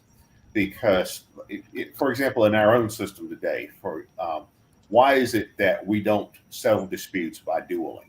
Well, because it's not socially acceptable. I mean, it's also, but even if it wasn't illegal, it wouldn't be socially acceptable. Plus, people think the costs of that are too high. It's like, do you really want to go get a duel with someone because they wrote you a bad check or something? So it's I'm dueling Christian Zionist.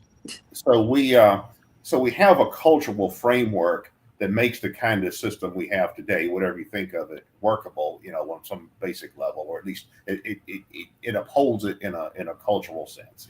It's and now if you look at societies that have existed historically, right, like in the Ottoman Empire, if you held the rank of sultan, you could legally order anyone executed that you wanted to for any reason at any time, right? So we don't have that today in our system because there's a wider cultural framework that says, no, that's not a good idea. And there's all kinds of cultural influences that make that what it is. Or something like slavery. If somebody ran for president today, not to give anyone any ideas, but if somebody ran for president today saying, what we really need to do is bring back slavery, well, they'd be laughed out of court. So it's for any kind of system to work, there has to be a wider social, cultural, ideological superstructure that upholds this system. That most people see it as preferable, legitimate. If you have people that deviate from it, those people are viewed as or shunned or ostracized or otherwise countered. So there's nothing wrong theoretically with what you described there, I don't think, as far as the workability of it in a mechanical sense.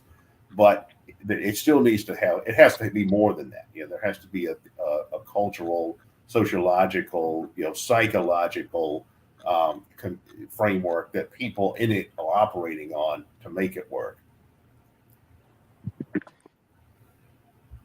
And that's the thing I said. I said, there are no warlords in anarcho-capitalism is a fundamentally unnuanced take that ignores the possibility that they very much fucking could. And especially given the present framework by which a majority of hyper-capitalists got their capital, unless we find a way to get that capital back, and unless we find a way to prevent them from getting it the same way in the future, unless we can completely strip all of the stuff that has been gained from the people who would want it to be that way, and then make some sort of mechanism that would prevent them from doing it again, it's not going to be a workable statement. It doesn't work. And like the ultimate truth is that like people lie all the time. And somebody, in order to blend in an anarcho-capitalist society, might say, yeah, sure, I'm an ANCAP, or I'm an anarchist of another sort, or blah, blah, blah. Down with the system. Yeah, let's get this free society.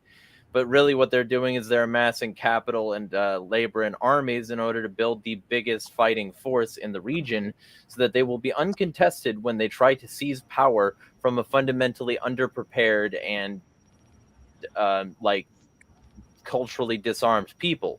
Ultimately, when we get to the brass tacks of it, this is an argument that relies on everybody playing by the rules, because if one person becomes the biggest because they outcompeted the others in one way or another, they can always choose to use what they got, like to preserve violence to begin with, for violent purposes and for the like aggression against the common person. The assumption is that they wouldn't do that because there would be too many people who could stand up to them.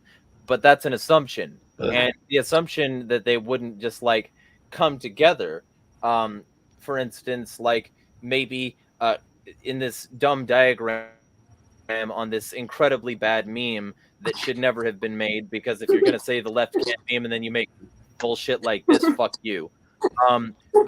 Like on this incredibly bad piece of shit image, let's just assume that in fact G, E, and C wanted to work with A, and then you had an equal team between, in terms of letters, between H, F, D, and B. You don't know that that wouldn't happen. In fact, you don't know that H wouldn't be completely outmoded because H decided to accept LGBT. You know, you don't know that. You're assuming that. You're assuming that your paradigm would stick through, and you're also assuming that people wouldn't decide afterward that they're going to do something different. That's an assumption. May I make a criticism of it? A light criticism. Speaking as someone who started their anti-state journey as a committed anarcho-capitalist who did not like communists, like absolutely. I see where you're coming from. I have read that literature, and I was absolutely on board at one point. But I was brought. It was brought to my attention this point that was a major pivot point for me in my thinking, which is this: just as we tell them not to underestimate man's ability to self-solve problems as and when they appear through voluntary means, we must also never underestimate man's ability to invent new power structures to insert into any existing structure in order to reestablish a status control. We must always stay vigilant. We don't know what new methods of oppression they might invent in the future after we establish the society that we might seek. We have to make sure it doesn't happen by constantly comparing them to our principles. And if they violate them, we violate violate them. Who said that? My wife, actually. Interesting. Yeah. I was talking to her about this stuff. No, the question of how to prevent a stateless society from devolving back into statism is always going to be an issue. But Yes. like you're talking about, like, you know, different gangs violently seizing power for the most part. Like, are you guys familiar with the free rider problem? Yeah. Yes. Yeah, a mechanism by which it's way more likely that you devolve back into statism. Like, for instance, you have, you know, a voluntary community, or you have a, you know, paid security force where suppose there's one person who has not paid their dues, but the security guards see that person getting violently assaulted and robbed. They don't want to, you know, have a reputation as the type of security company that just stands by and lets someone get violently assaulted and robbed. So they come to that person's defense anyway. So as time goes on, people realize, well, these security guards will still protect us even if we don't pay them. Eventually that's going to become a problem because the security guards are, you know, not being paid, but they're still protecting everyone, but only some people are paying them. So eventually the community says, you know, we can't continue to pay these guards because they keep raising their rates. So therefore, anyone who moves into this community has to, be compelled to pay them. So then you just basically have them reinventing taxation. Well, that gets back to what I was saying earlier. That's why I'm not and have never been either a Marxist or a anarcho-capitalist, because I don't believe in economic determinism. There are values beyond economics. Like Exactly. one thing libertarians often get accused of is economism, which is the idea, well, if it makes money, it's good or whatever. I don't know that that's necessarily the case. For example, we're talking about how to prevent a new ruling class from forming. Well, one of the ways that ruling classes have formed in modern societies is through the money power, banking, right? Well, in traditional societies, in a lot of traditional societies, cultures, religions, philosophical and ethical systems, what today would be called merely banking was considered sinful, if not criminal. That is usury, right? In a lot of traditional societies, usury was considered immoral or unethical. Usury and usufruct. Right. Yeah. And the thing is, you can argue whether it's good or bad, but it is a taboo. It is an example of a cultural framework, a metacultural framework that prevents or at least discourages the rise of a specially privileged banking class that pretty much runs over everyone else, like we have today. So culture and the way people think matters as well. It's like the free rider problem as far as the security guards or private police or whatever they are. In a system like that, there would have to be a strong cultural taboo against being a free rider. Meaning, you don't pay your own way, get out. You're not our friend anymore. That I think that would have to be. They could say, well, that could become authoritarian or whatever in and of itself, and perhaps or exclusionary, perhaps so. But I think it would probably be a necessary price for having that kind of system where there's no taxes or whatever, and protection services are all funded voluntarily. Another example is like a commune. Like the communes that tend to be the most successful and most durable over time tend to be those that do have fairly strict rules about membership and participation. Like I've mentioned in some of these threads with you fellows. Twin Oaks, right? Twin Oaks is like that. They've been around for 50 years. They tend to limit on that. Yeah, I hear they have a really intense screening process to make sure you're not going to just be You had a question, Kareem? Yeah, I did. Well, I had two questions real quick. So you can integrate them in what you're saying, Keith. Sorry. One. Okay, fine. Maybe whether the left can meme or not, we can debate. But you can set up syndicalist federations to be a counterforce to an anarcho-capitalist private institution to also have another counterbalance. Also, I was going to ask, would you consider the Amish or the Quakers not that they identify as anarcho-communists. I'd never be like, "Hey, man, you're reading Bakunin or Kropotkin today," because they'd be like, "What are you talking about?" Or Maltesta. But I'd be like, "But function." They're neither capitalist nor communist. What? I was going. Well, I'm asking Keith. Would what you're saying? The Amish or what? What about them? Their structure of. I'm not saying they're. It's communal. It's communal in nature. The Amish are communal in nature, and so are the Quakers and Mennonites. In my opinion, am I wrong? Well, the Amish would basically be Christian anarchists in a sense, but not right. The Amish are very similar to Tolstoy and that kind of tradition, the Christian anarchist tradition, which is like this kind of pacifist communal. I don't know if they personally identify that. My guess is they wouldn't, but that tradition. Well, Tolstoy's Christian anarchism was based on similar groups in Russia and in the surrounding territories. I have some personal experience with Amish. Yeah, they're similar to the Amish and Mennonites and groups like that.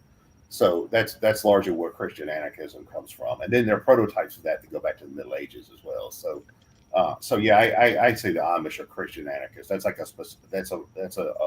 a community that's quasi-anarchistic, but has a specific religious orientation. It's not really communism or capitalism in any conventional sense. Like a lot of the ANCOM types, the hardcore ones, and it doesn't need to be either. Yeah, well, a lot of the hardcore ANCOMs, if you listen to what they say, they're basically Marxist. Yeah, they have the same.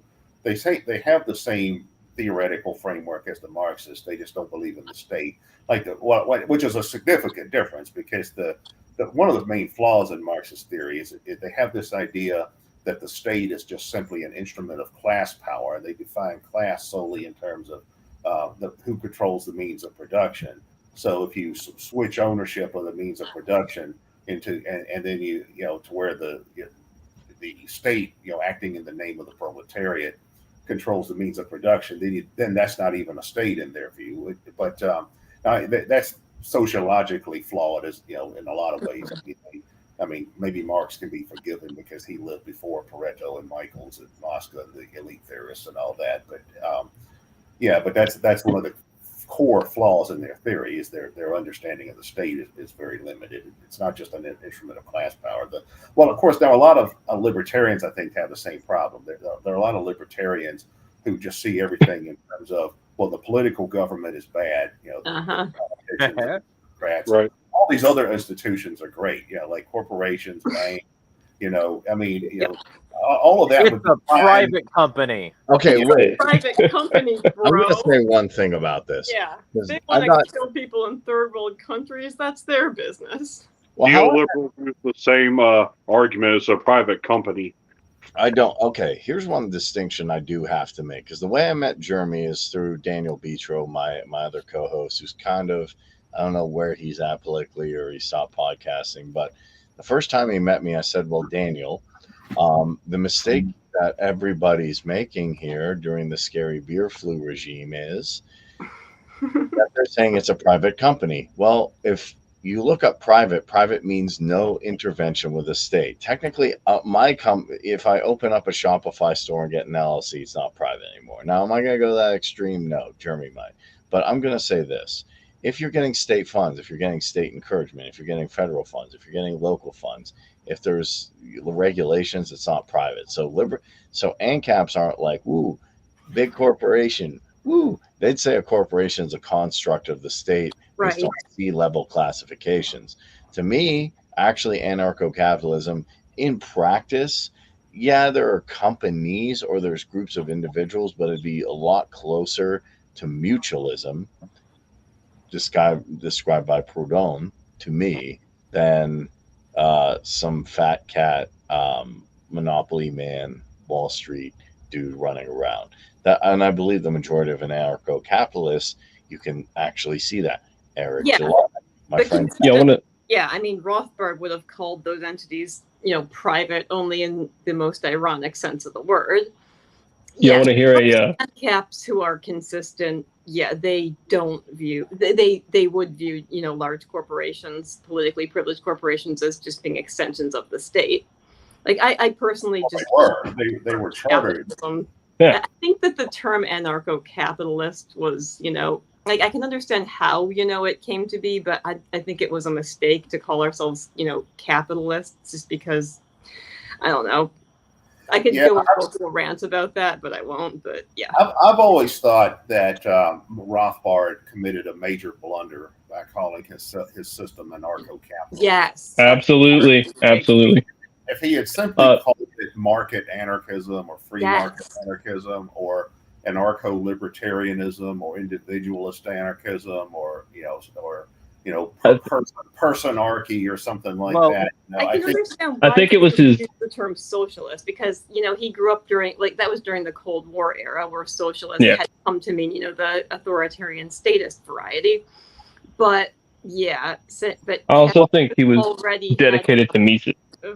So keep in mind, Rothbard was born in the 1920s. He grew up in New York City in the 30s and 40s, and among the Jewish communist movement of that time period. He said once that all of his relatives and friends and neighbors, they were all either communists or Trotskyites or social democrats. So in that culture, capitalism is a bad word, So naturally, a contrarian like Rothbard, of course, he's going to come along and say, I'm a capitalist. It would be like if you grow up in an environment where everyone is a John Bircher and you say, well, you know what, I'm going to be a socialist. But like the other half of it is, like, they talked about that in a publication through, I believe, C4SS called Markets Not Capitalism. Yes. And it was a collection. Yeah, and it was a collection of essays, and Rothbard was featured. And Rothbard specifically, the reason he like had his whole thing with anarcho-capitalism was because he wanted to directly oppose the system that already existed, the system that already pervaded, the system that was a dirty word, and he specifically used it as a dirty word, because he said that like state capitalism consists of one or more groups making use of the coercive apparatus of the government, the state, to accumulate capital for themselves by expropriating the production of others by threats of force and violence. Throughout history, states have existed as instruments for organized predation and exploitation. Doesn't matter much which group of people happen to gain control of a state at any given time, whether it be Oriental despots, kings, landlords, privileged merchants, army officers, or communist parties. The result is everywhere and always the coercive melting of the masses of the producers, in most centuries, of course, largely the peasantry, by a ruling class of dominant rulers and their higher professional bureaucracy. Generally, the state has its inception in naked banditry and conquest, after which the conquerors settle down among the subject population to exact permanent and continuing tribute in the form of taxation, and to parcel out the land of the peasants in huge tracts to the conquering warlords, who then proceed to extract rent. So, from this, we can like glean several things. First, fuck warlords, because they aren't a matter of like, fucking freedom or anarchy or whatever. And in a truly anarchic paradigm, we would not in fact have fucking warlords. A thing that Wait, a lot of people need to get through their heads. And the other thing is that the peasantry are the largest group of people who like have been mulcted, are the producing class of people who are like treated as cattle on a giant tax farm. The third thing is that he directly opposed landlords as the recipients of stolen goods and the carrying out of the state's orders and edicts, and the maintainers of the sort of semi-feudal state capitalist modes of production. And the other thing is that in recognizing this, the Rothbardian, the early Rothbardian at least, analysis of all of this means that yes, indeed, there could be warlords that rise up in anarcho-capitalism if not everybody in that anarcho-capitalist society like fully embraced the ideas and were willing to preserve them. That's what Rothbard said. You can shake your head all you want, but he's right, and you aren't about that. Can I interject a small thing, not a long point? This popped into my head when we were talking about the corporations. This is I consider a yellow black version of the sort of radical propaganda phrases that the red black guys like to make up. And this is my view of any corporation: a single stolen cent is a killing offense. Mm-hmm. Basically, if you took a single cent of government money, you are not the people. You are the government, and you are the target. And just to really put a bow on this, like, because this whole thing started off with a discussion of wokeness. All we've been doing this whole time, especially during the latter half of this discussion, is discussing what? Oh, systemic power and how it affects us on an individual level, based on how that systemic power has historically and culturally manifested itself, which means, in fact, we're using a very similar apparatus to the ones that the woke uses. And we should have like that simpatico. We should have that understanding. We should reach out to these people, reach across the aisle, say, hey, yes, there in fact is systemic injustice.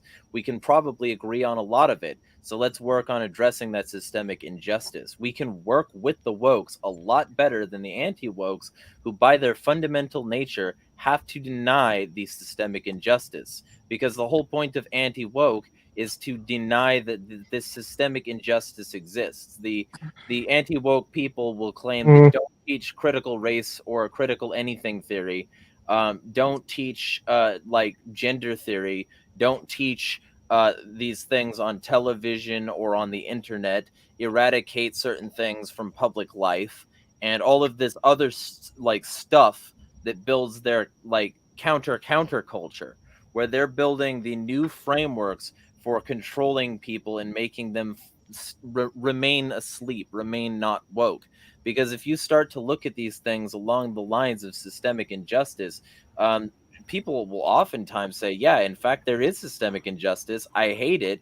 This affects me personally. Let's do something about it. And you can have intersectionality and reach across the aisle. But if you're talking to people who fundamentally disagree with even the concept and the notion of systemic injustice, which is what you have to do, like materially and functionally, to be anti-woke, then you can't work with that in order to abolish systemic injustice, even if it's the one that you want to abolish. So that's the reason I think it's very valuable to work, like, understand woke and work with woke. And I'm way more willing to work with people who identify that way than people who actively say it's not. Like the same people who say that there's no racism in America, or that there's no transgenocide, or that there's no problems overseas, or that the prison industrial complex doesn't primarily or disproportionately affect Black and brown people, or like a number of other things that you could say are systemic issues.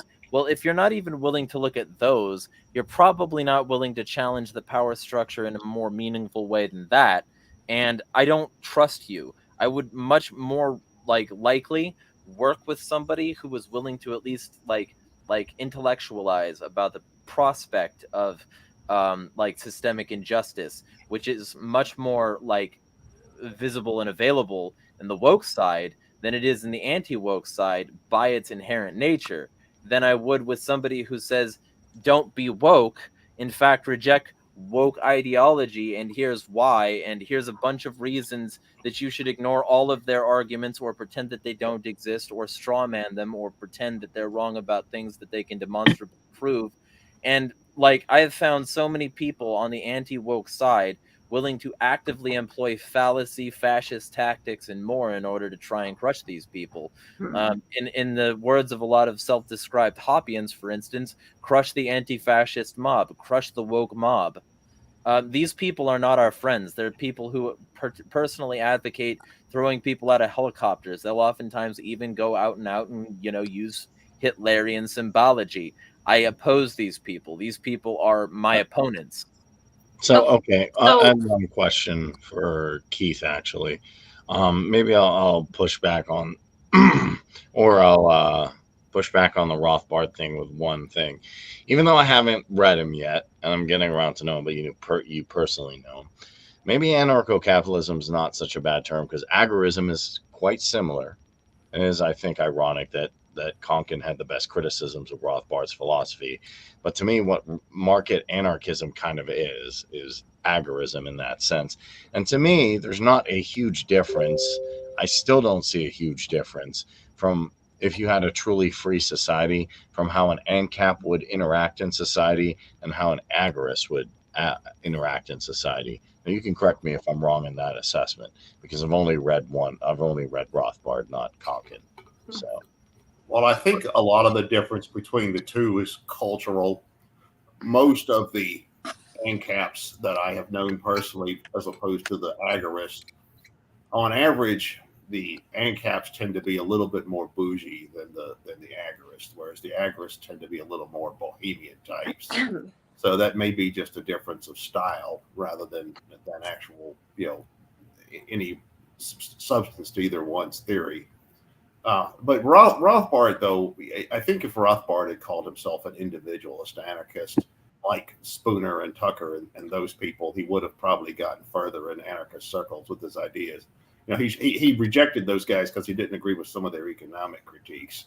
But he could have just said, well, yeah, I'm an individualist anarchist. I just think Spooner and Tucker were wrong about some of their banking theories. It's yeah, but it's always best to remember that Rothbard arrived at anarchism through his economic studies. Yeah. The thing I like about Konkin is that I feel like he kind of bridges the gap between Rothbard and the earlier individualist anarchists, which is why I recommend him to most of my libertarian friends, because they often have a very surface level view of things, as far as, okay, you agreed to take a job, therefore it's voluntary, or you agreed to sign for, student loans, therefore it was voluntary and you should pay them back. Well, no, there are much deeper factors at work here. Yeah. Well, and also go. I was just saying, I knew Sam. Sam was an interesting guy to be sure.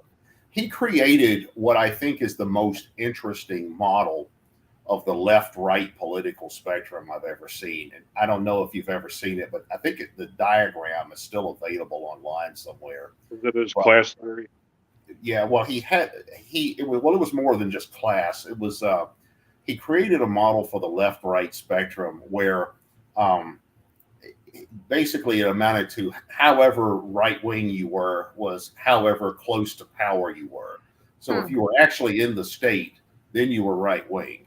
You know, if you were a statist in theory, but not yet in power, then you're like the next less right wing. You know, like he would say that the government proper, you know, of different countries was the right wing proper, and then he would say out of power fascists and communists who are ultra statists were like the less right wing than the actual existing state, but then still extreme right.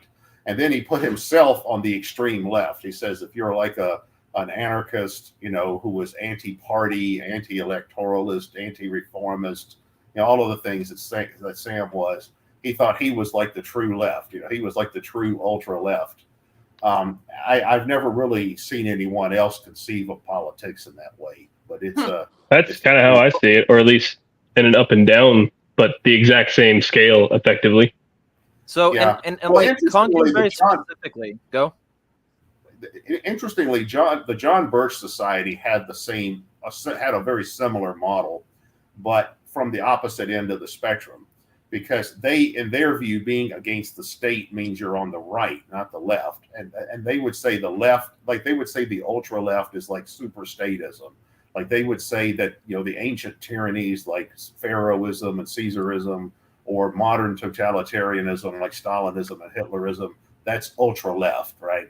And then they would say, you know, social democrats and progressive liberals and moderate conservatives, well, they're kind of in the middle, you know. But then they would say that they were basically, you know, like petty bourgeois, you know, small business type American conservatives. They would say their sector of the center right is like the true conservative model. And then they said that anarchists were on the extreme right. I remember when I was back in the 80s, like there used to be a John Birch Society bookstore not far from where I was living at the time. And I went in a John Birch Society bookstore circa 1988 once, and I was, you know, looking over some of the materials, and I was talking to the guy running it, and he would, and I was saying, yeah, you got some cool stuff here, but you know, but you and I would disagree on certain things too, and I said, I'm an anarchist. And he said, yeah, we would say you're too far to the right. And I'm like, what did you just say? Because I was used to being called commie by Republicans. Yep. This was in the 80s. You know, this is a Reagan era. So I was used to being called commie by Republicans. I'm like, did you just say I'm too far to the right? He said, yeah, because we think anarchists that want no government at all are too far to the right. We don't like communists or Nazis that want to have total government either, you know. We want to have just the right amount of constitutionally restrained government. Yeah. So and Konkin was like, also, he was functionally different, because literally, if you look in the New Libertarian Manifesto, like, okay, so hashtag unmedicated bipolar, I'm sort of starting in the middle. So Bakunin, he wrote Anarchy and Statism, Statism and Anarchy, I don't fucking care, book. He wrote that after he got removed from the Hague, and he wrote that because he was really angry, and justifiably so, at the fucking bitches in like the previous union who labeled him and his Bakuninite wing spies, so that they could justify removing the people who said, hey, maybe a dictatorship of the proletariat isn't any better than a dictatorship of the other thing, and it's just going to be a different type of dictatorship. You're not like fundamentally uprooting the bourgeoisie. The Bolshevik thing is a scam. You're going to lose. It's disaster bound, inevitable, blah, blah, blah, blah. So the point that I'm trying to make there is that, like, when you get that element there, you start to realize that when people write these books, they're writing them as responses to a fundamentally broken system that they hate. And that was his sort of manifesto against Marxism, against the way that Marx had been running things, against that sort of end of the Union, etc. Blah blah blah. Read it. Everybody should read it. Also, God in the State for a critique of religion. So you've got a critique of the atheist wing and the like blah blah blah Marxism region. You've got your criticism of the church and state under God in the State. And you've got all these criticisms because he felt betrayed by these systems and that these systems did not represent him. He wanted these systems fucking gone and fucked with. So, using that same framework, Konkin had the same idea when he was writing New Libertarian Manifesto. It was a direct response to a Rothbardian sort of sect of libertarians that he felt fundamentally betrayed by. Fundamentally, these people did not represent him in either philosophy or action. And in the end run of it, what they ended up doing was creating the environment for the state. Mm-hmm. And he warned about this. He said, hey, dumb fucks, if you want anarchy, you have to have anarchy. And you can't get that by forming a corporation, which is an extension of the state. Can't get that by working with the banks and the mega corporations that have already moved the state to where it is. You can't get that by creating like a fucking political party that you have to participate in the system in order to use. You can't get that by working with the Koch family and getting their money so that you're fundamentally funded by the Kochtopus and their message. He called all of these fundamental attacks on liberty. He called them attacks. If you just get the book and in a PDF and you just Control F, attack, you'll find the things that he fundamentally believed were attacks on liberty. And he was right. And the reason you know he's right is because it was proven when these attacks succeeded and liberty fucking failed. It failed in the late 70s. It failed in the 80s. It failed in the 90s. It's continuing to fail now. And it failed in 1776. Yeah, with the Whiskey Rebellion being crushed by the anti-tax. You won't stay. No, before that, man. Before that, with fucking Andrew. What's his name? Shit, Alexander Hamilton and the fucking central bank. Yes, and also accepting of French currency. We're an independent. No, you're not. Fuck you.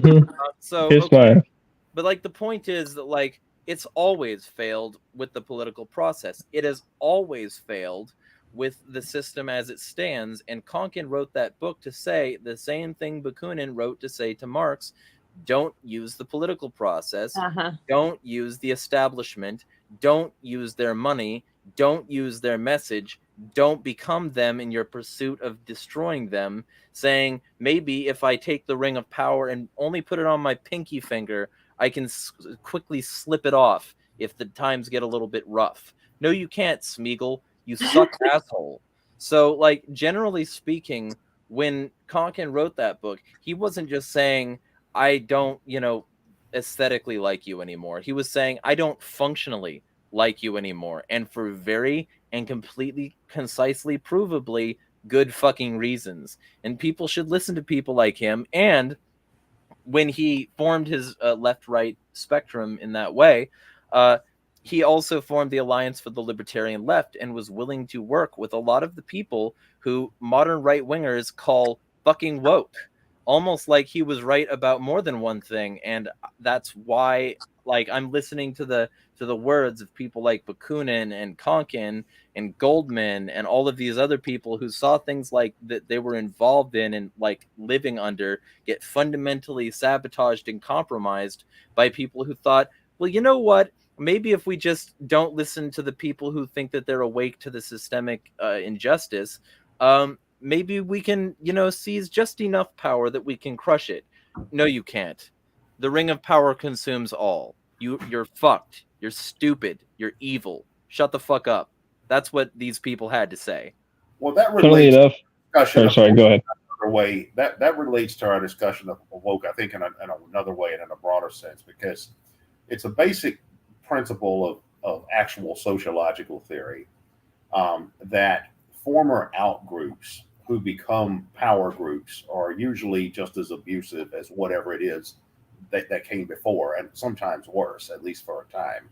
And you see example after example after example of that historically. for instance, in the Roman world, Christianity started out as a network of secretive underground cults that were persecuted by the state. But then when they finally got control of the Roman state itself during the Constantinian period, they were at least as bad as pagan Rome had ever been, arguably with an inferior intellectual culture. Then for 1,000 years or so, you had the reign of the Catholic Church. Then you had the Protestant Reformation, all right? But then when the Protestants started taking over different countries, all they did was replicate the theocratic system of religious persecution that you found in the Catholic countries. It was just a Protestant version of the same idea. That's how we got the 30 Years' War and things like that. All right, then you had the Enlightenment, all right, and that basically displaced, the Christendom, the Christian era. All right, but then when you start to see Enlightenment regimes coming to power, they do the same thing, like the French revolutionaries that started guillotining people. The American Revolution, with slavery and the Native American genocide and all the stuff that went Whiskey on. Rebellion, the abuse of Mexico, the long list abuse of Quebec. Then you have the growth of socialism in opposition to capitalism, right? And then, as Bakunin pointed out, if you listen to Marx, you're just going to get this kind of corporate state that the places like the Soviet Union became, right? So, and I think though that a problem, the main criticism of the woke paradigm, or whatever we want to call it, that's probably a misnomer, but since that's what it gets called, we can call it that. The main criticism of that I see that is I think is valid is everything that becomes institutionalized eventually becomes corrupted or co-opted, and the part of the ideological superstructure or metastructure of a new system of power. And I think the criticism of woke people is not that woke people are against racism. For the most part, racism is, well, for any part, racism is a bad thing. But that's not the issue. It's not the issue that say woke people are. Look, man, I grew up in Alabama, and most people weren't racist. What's that? I grew up in Alabama in the Deep South, and most people were not actually racist. Right. Like, it just wasn't that prevalent. Yeah. Well, but I grew up in rural Virginia in the 70s. Most people were racist. But that's way, like, let me finish this point. This is important. What I see though is that the ideas that woke are derived from, or PC or social justice warriorism or whatever, I see those as part of a process, as being in a process of becoming institutionalized, and in the process co-opted, corrupted, and so forth, and becoming a caricature of what they once were. Whether they're good or bad in their original form, that's a different debate, but whatever, they're becoming a caricature of what they once were. And what I see now is I see things like woke becoming a new form of what used to be called bourgeois morality, or something like Christian Protestant piety, where, instead of being showing that you're a good citizen by going to church and donating to the Salvation Army and not smoking or drinking, instead you show you're a good citizen by you put up a rainbow flag and a BLM banner, and you make a donation to the Sierra Club, and you recycle, and you adopt a vegetarian diet to show you love animals and all these kinds of, nothing against vegetarians or animal rights people. So that's one way in which this stuff is becoming bourgeois morality in another form, or Christian piety, or bourgeois morality in the sense that, like, in the 1950s generation, everybody was worried about whether a young woman was still a virgin when she got married. Well, that's not as big of a deal anymore. But now it's basically about making sure you get all your pronouns correct, or your term, make sure all of your words and language are politically correct. We were talking about language earlier. Like, there's a famous work. Some of the postmodern theorists like Foucault talked about the relationship between power and discourse and language. Language is obviously the fundamental element of discourse. And that's why authoritarians like to control language like they do. And I see the same thing happening with a lot of these woke or politically correct or whatever people, that happens with a lot of other circles. It's like, why are certain words taboo? Like when I was a kid, George Carlin was in his prime, and George Carlin had a famous routine called the 7 Dirty Words. you can't say on TV, which were shit, fuck, cocksucker, cunt, tits, motherfucker. There were 7 of them. All right. Well, nowadays those words are all over the place. I mean, you see them on cable TV. It's like increasingly on mainstream TV. You hear words like that. But so those words have sort of lost their power in many ways. But nowadays we see people going out of their way to, either formally or informally. I think it's more common on an informal level to try to police language by, there was this thing going on a few years ago about editing scenes out of old movies that were offensive, that by contemporary standards. Or one example is, when I was a kid, the Rolling Stones were still relatively young guys. And I grew up around a lot of evangelical Christian fundamentalists, and they thought the Rolling Stones were like Satan worshipers and degenerate drug addicts and that kind of stuff.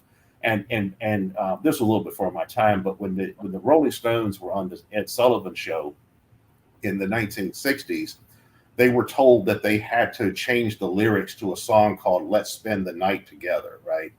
Because it was said that, well, this is promoting premarital sex, and that's too controversial to have on network television, right? So they had to change the words to "Let's spend some time together." Right? So I mean, that's how conservative American society used to be. Recently, though, I saw where another one of the Rolling Stones songs came under attack. It's a song called "Brown Sugar." It's an old song from the early '70s. But it's about, the song basically is about how black chicks are hot. It's and the thing controversial back then. Yes. Yeah, the thing is, it was a song that one of the Rolling Stones, Mick Jagger or Keith Richards, one of them, wrote about his actual girlfriend or something at the time. It wasn't intended to be like a white nationalist anthem or something, or something derogatory of black people or black women. But that song, it was attacked as like a racist, whatever song a few years ago. And it's not just race issues either. There's a lot of other issues like this that creep into this. So what I see is a new kind of Puritanism developing out of this stuff, where, like I said, instead of worrying about, like it used to be, the religiously intoned words were considered the big taboo, damn, hell, goddamn, whatever, as religion has become less, as people have become less religious, that's not as important. And now the obscene words, the scatological terms, fuck, shit, piss, whatever, those have lost their power as well. But now it's like they're looking for new terminology and new words to try to police and new ways to control language. It's not that people should go around calling black folks the N-word and stuff like that. That's not the point. But the point is that there is an effort to create a type of new piety or new religion or new morality or new bourgeois culture or whatever, that in and of itself legitimizes the social infrastructure of the state. For instance, you see that in the political system, or you see that in the corporate world. Like we were talking about, somebody was mentioning how you've had these companies like Amazon putting up Black Lives Matter banners and that kind of stuff. Well, that's no different than in a past generation if they were putting up American flags or Christian crosses or some other symbolism like that, because they're just trying to show that they're loyal members of the state. And they're trying to virtue signal. They're trying to show where we're good people. You should support us and legitimize us because we're good people. Like that guy that was running for president, Vivek or whatever. He's got this book called Woke Capitalism or something like that, Woke Incorporated, where he talks about how this works. Now he's coming at it from sort of a right-wing conservative angle, or the sort of a vulgar free market angle, where he says no capital. What he basically says is that no, corporations should only care about making money. They shouldn't care about values of any kind. More of an Ayn Rand type of Milton Friedman type of argument. But he actually has a pretty good description of how this stuff works in the corporate structure. But all it is a reworking of the idea. Like in the 1950s, they had this saying that what's good for General Motors is good for America, or what's good for Coca-Cola is good for America. But because patriotism and bourgeois nationalism were the end, we see the same thing happening now with some of these more supposedly progressive left wing, cultural ideals being co-opted and reworked in this way. It's not that the ideas by themselves are bad. It's not like, the idea that you shouldn't mistreat gay people or transgender people or whatever. That's not a wrong idea. But we see I think some of these progressive cultural ideas now being reworked into this kind of institutional apparatus, like we've seen in so many past cultures. So multiple responses. The first response that I think is worth noting is that you say that that people generally agree that racism is bad. Maybe. You say Not now. everybody. Obviously, not everybody. There's a lot less of it than there once was. But in our culture, it's a prevailing consensus, I think, that being an openly racist person is a bad idea. Now you can argue how to define racism in the first place. Like certainly the kind of crude racism that you associate with the Ku Klux Klan or something like that. That's it's not socially acceptable to be that. Now some people say, well, any opposition to immigration is racism, or disagreeing with Black Lives Matter is racist. Maybe so, maybe not. But I think increasingly we've seen a change in cultural norms where this kind of raw, crude, stereotypical type of racism is not socially acceptable to most people. There's people that disagree with that, but go ahead. Maybe. But like the reason I was saying that, like, subtle racism and phobias exist, and the whole point of the original phrase, like, woke, as that article stated, was to be aware of those subtle things, to be aware of these gradual shifts and stripping of cultural power and the stripping of sort of cultural identity, the undermining of certain cultural precepts. And like, it's still happening today, and in mass numbers, especially on places like Twitter, which is now overrun with people who are massively racist, massively bigoted, and largely to do with the person in charge of that present culture, Elon Musk, actively encouraging both subtle and overt racism, saying, that whites are being replaced in America by citing, a fucking invading immigrant horde, like encouraging the razor wire on in the ocean, in the sea, encouraging anything that could potentially dehumanize these people, pretend that this exists in a vacuum, like we talked about on the previous stream, when it doesn't, and also do all of this while increasing the amount of dog whistles, increasing the amount of misinformation, increasing. There was a thing today from a parody account on Twitter. That parody account that is on Twitter tweeted something out. They said, just in, President Biden announces tax incentives for families willing to take in migrants in new housing for labor initiative. You can now apply to keep a migrant in your home in exchange for cooking, cleaning, picking crops, and landscaping via IRS news. This is a lie. This is a lie, but there were so many racists on fucking Twitter who believe this kind of thing overtly, who believe that these people are being actively inserted by the state, and who just actively co-signed it without any fucking research. And so a bunch of fact checkers, including Reuters, directly contacted the account, and they said, yeah, we're a parody account. And a bunch of evil pieces of shit, they didn't say this, but a bunch of evil pieces of shit endorsed this and said, whites are being replaced. This is a component of blah, blah, blah, blah, blah. They didn't fucking care to do any basic fact checking. That's overt racism. And the subtle racism that leads up to that is they're taking our jobs, and yet they're still somehow shiftless and lazy. They're an invading violent horde that is somehow just these people going under the fence. They're, pretending your enemy is both weak and strong. Umberto Eco's fascism planks, dialogue, blah, blah. So, like, what I'm saying here is that exists.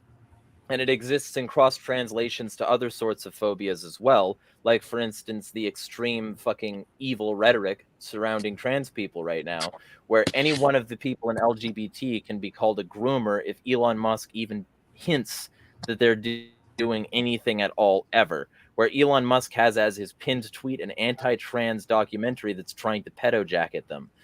Where libs of TikTok and all of these other people can just absolutely shred them all the fucking time, where anti-trans accounts can dox them and still have their Twitter, where all of this stuff is currently happening right now. I kind of think that if the overarching cultural consensus is indeed a reduction in phobia, it's only a reduction it's only a reduction in pure percentage and not in volume. The volume is higher than ever, and it needs to be addressed because, like, for instance, if you have a greater number of people in America who are racist than the total population of America was back when racism was considered a much more thorough problem, the fact that they might be lower in percentage but higher in population means that they present the same exact threat. And if you look at it with any other lens, like the trans shit, if you look at it like through the lens of hating immigrants because they're immigrants, if you look at it through the lens of well, we should have AFRICOM, we should have the Middle East war, because otherwise those sand insert slurs are going to, fucking destroy democracy and freedom. All of this is still racism, sexism. Like, women are treated badly still. There's an overwhelming movement of trad people who, and like, red pill cunts who are very much directed towards saying, like, let's just say that women have an inferior place. Let's say that you've got a sexual marketplace value. Let's numericize it. And let's trust people like Andrew Tate, who actively admitted to grooming a child, at least one, into his sex cam business, where he would sex traffic women using the lover boy method so that he could exploit vulnerable dudes. That's accepted. A lot of people accept him, sort of, like Clint Russell. And all of these people that accept Andrew Tate and the manosphere and red pill and all of that are accepting misogyny by default. So it's a matter of volume, and the fact that there's so much volume means that it is so hard to address, nearly impossible to address, all of the liars, all of the bad actors, all of the misinformation, all of the fucking bigotry, all of the active calls for terrorist violence, all of the evil that's coming out, because it's just so much of it now. And because you can boil it down to certain key terms that you can just hurl at somebody regardless of any proof. Like, for instance, if they support LGBT, calling them a groomer by default without any proof that they've ever actually groomed a child. That's so fucking common now. It is so common. And it happens literally every time anybody tweets anything pro LGBT. The Libertarian Party of Louisiana tweeted out a libertarian hedgehog thing with a trans motif and said, "Don't tread on anyone," and got called pedophiles for it. Yeah. Because these people are fundamentally evil. And so what I'm saying is, yeah, I get that some people are going to try to seize that power and be the new hammer and try to, like, fundamentally pick away at freedom in their own way. I'm not saying that, like, everybody on those sides is fundamentally benevolent and not power hungry. I'm not saying that they don't have their own flaws, their own, fucking fascists, their own predators, their own etc. I'm saying that we need to work with them and then point them toward all of these powers being intersectionally linked so that we can destroy these powers. I'm saying still work with them, but instead of promoting, for instance, tanky bullshit, promote anarcho-communism. Instead of promoting fucking political engagement and, the ramping up of lobbying dollars, promote arming trans people, promote arming black people, promote getting the things out into the streets that will actively give them personal power now, direct action shit. And, that's really hard with people like Vivek because he grifts on the anti-woke shit. He pretends that that's an important issue. He pretends that that's the core. And then he says we should invade Mexico and militarize the border and install turrets, and we should go to war with them instead of going to war in the Middle East. No, we shouldn't go to war with any other country, you fucking hawk cunt. You stupid, evil piece of shit. And so, no, Vivek's not a good source in this because he's doing the same things that the wokes are doing, but he's doing it for the anti-woke purposes and for the enrichment of the military intelligence and prison industrial complexes. Vivek is a piece of fucking garbage, and he has no business insulting anybody else's framework while adopting a much more militarized and bloody and fascist version of anything he could possibly criticize. So that's my point. My point is that the anti-wokes, and Vivek is a great example, the piece of shit, are a great, like, we need to oppose them.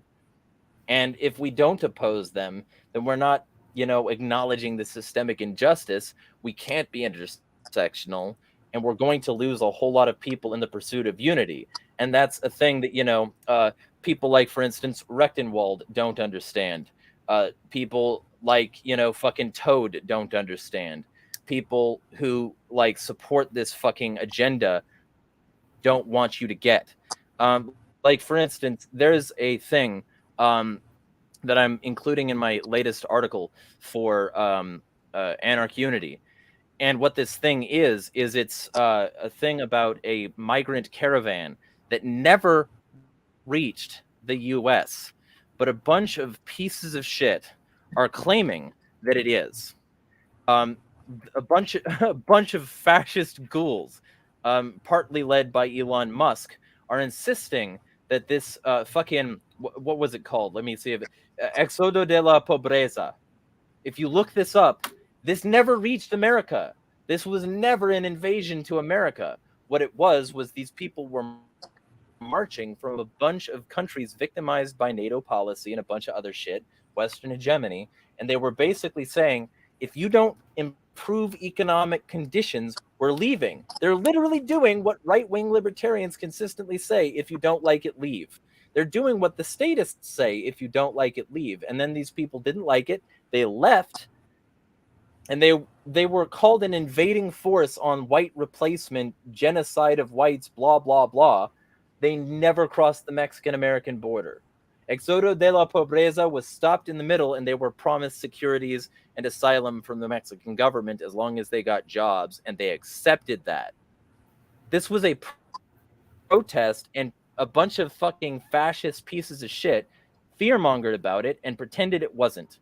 That's what we're up against. We're up against a fucking evil force of people, and we need to work with anyone. We need all hands on deck, because the AI shit is coming, where they're fundamentally destroying reality.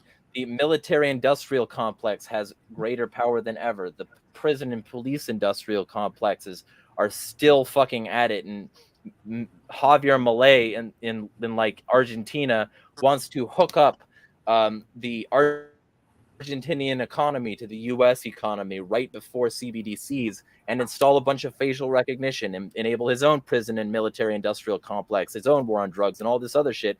And all these powers, global powers, including Israel, are all working together in concert to create the new techno-fascist dystopia. And if we don't start working with anyone we can and pointing them in the direction of true liberation, which is in the form of anarchy, we fucking lose.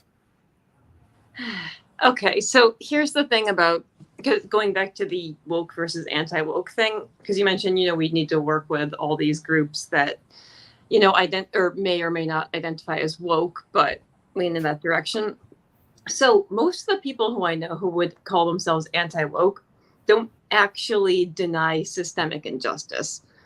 It's that they've had enough bad experiences with the side that they view as woke that they've been pushed in the direction of, the anti-woke grift. So let me give you an example. So during the COVID regime, a bunch of my libertarian friends aligned themselves with, you guys, I'm sure I'm familiar with the Moms for Liberty group. Maybe yes, the fascists, yes. Okay, so because they were New York State was one of the worst states as far as the COVID regime goes, and is in terms of things like vaccine mandates and mask mandates in schools. They were one of the only groups that was actually trying to do something about things like, masking mandates in schools, or we were all very worried that there was going to be, a COVID vaccine mandate in public schools. They were one of the few groups who was actually willing to do something about it. So a bunch of my libertarian friends aligned themselves or joined, the Moms for Liberty group. Well, at one point, they were invited to attend a libertarian event, or an event that was, going to coincide with my county Libertarian Party's monthly meeting. So then these Antifa morons got wind of the event, and then they all, heard, oh, there's a neo-Nazi group that's going to be in the area, so that they all showed up to protest. And, well, they basically just confirmed what most of the people attending the event already thought of the, woke side. They just stood there screaming fascist at anyone who was, headed into the event. Okay, no, that's idiotic. Like, okay, Moms for Liberty are basic bitch conservatives. Like, I did warn most of my libertarian friends not to align with them, because these are the people who, they'll pay lip service to things like free speech and, free markets, whatever, individual liberty.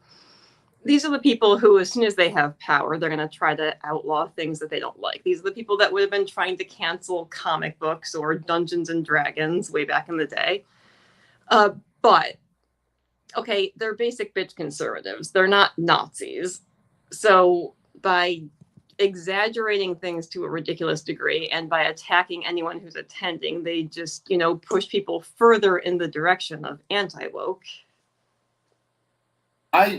I tend to look at it more from like a meta-political framework. Like I'm not really as plugged into activist culture as some of you are, and haven't been for a while. So you all may know more about what's going on the ground than me. But I tend to look at these conflicts in a more meta-political sense, where what's going on more at the top level, or what are the long-term trends over time. And what I see is that we have a society. Well, first of all, we have a ruling class that I think is becoming internally more fractious over time.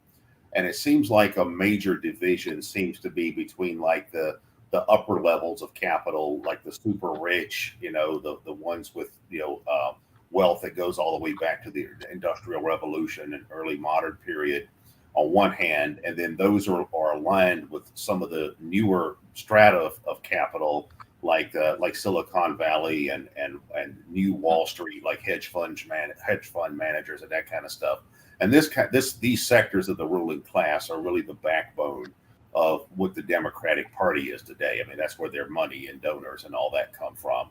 And it's these sectors that are also connected to these international organizations like the World Economic Forum, who have this Malthusian, view of population and that kind of stuff. And this is old news. Stuff like that's been around forever.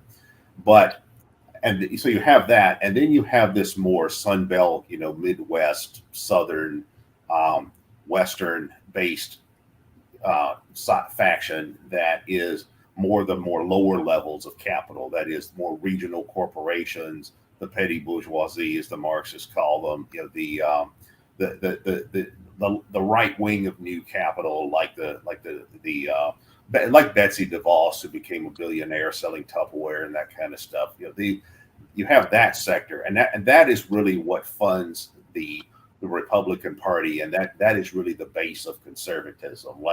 The base of conservatism is not the working class. It's actually the petty bourgeoisie and small capital and that kind of stuff.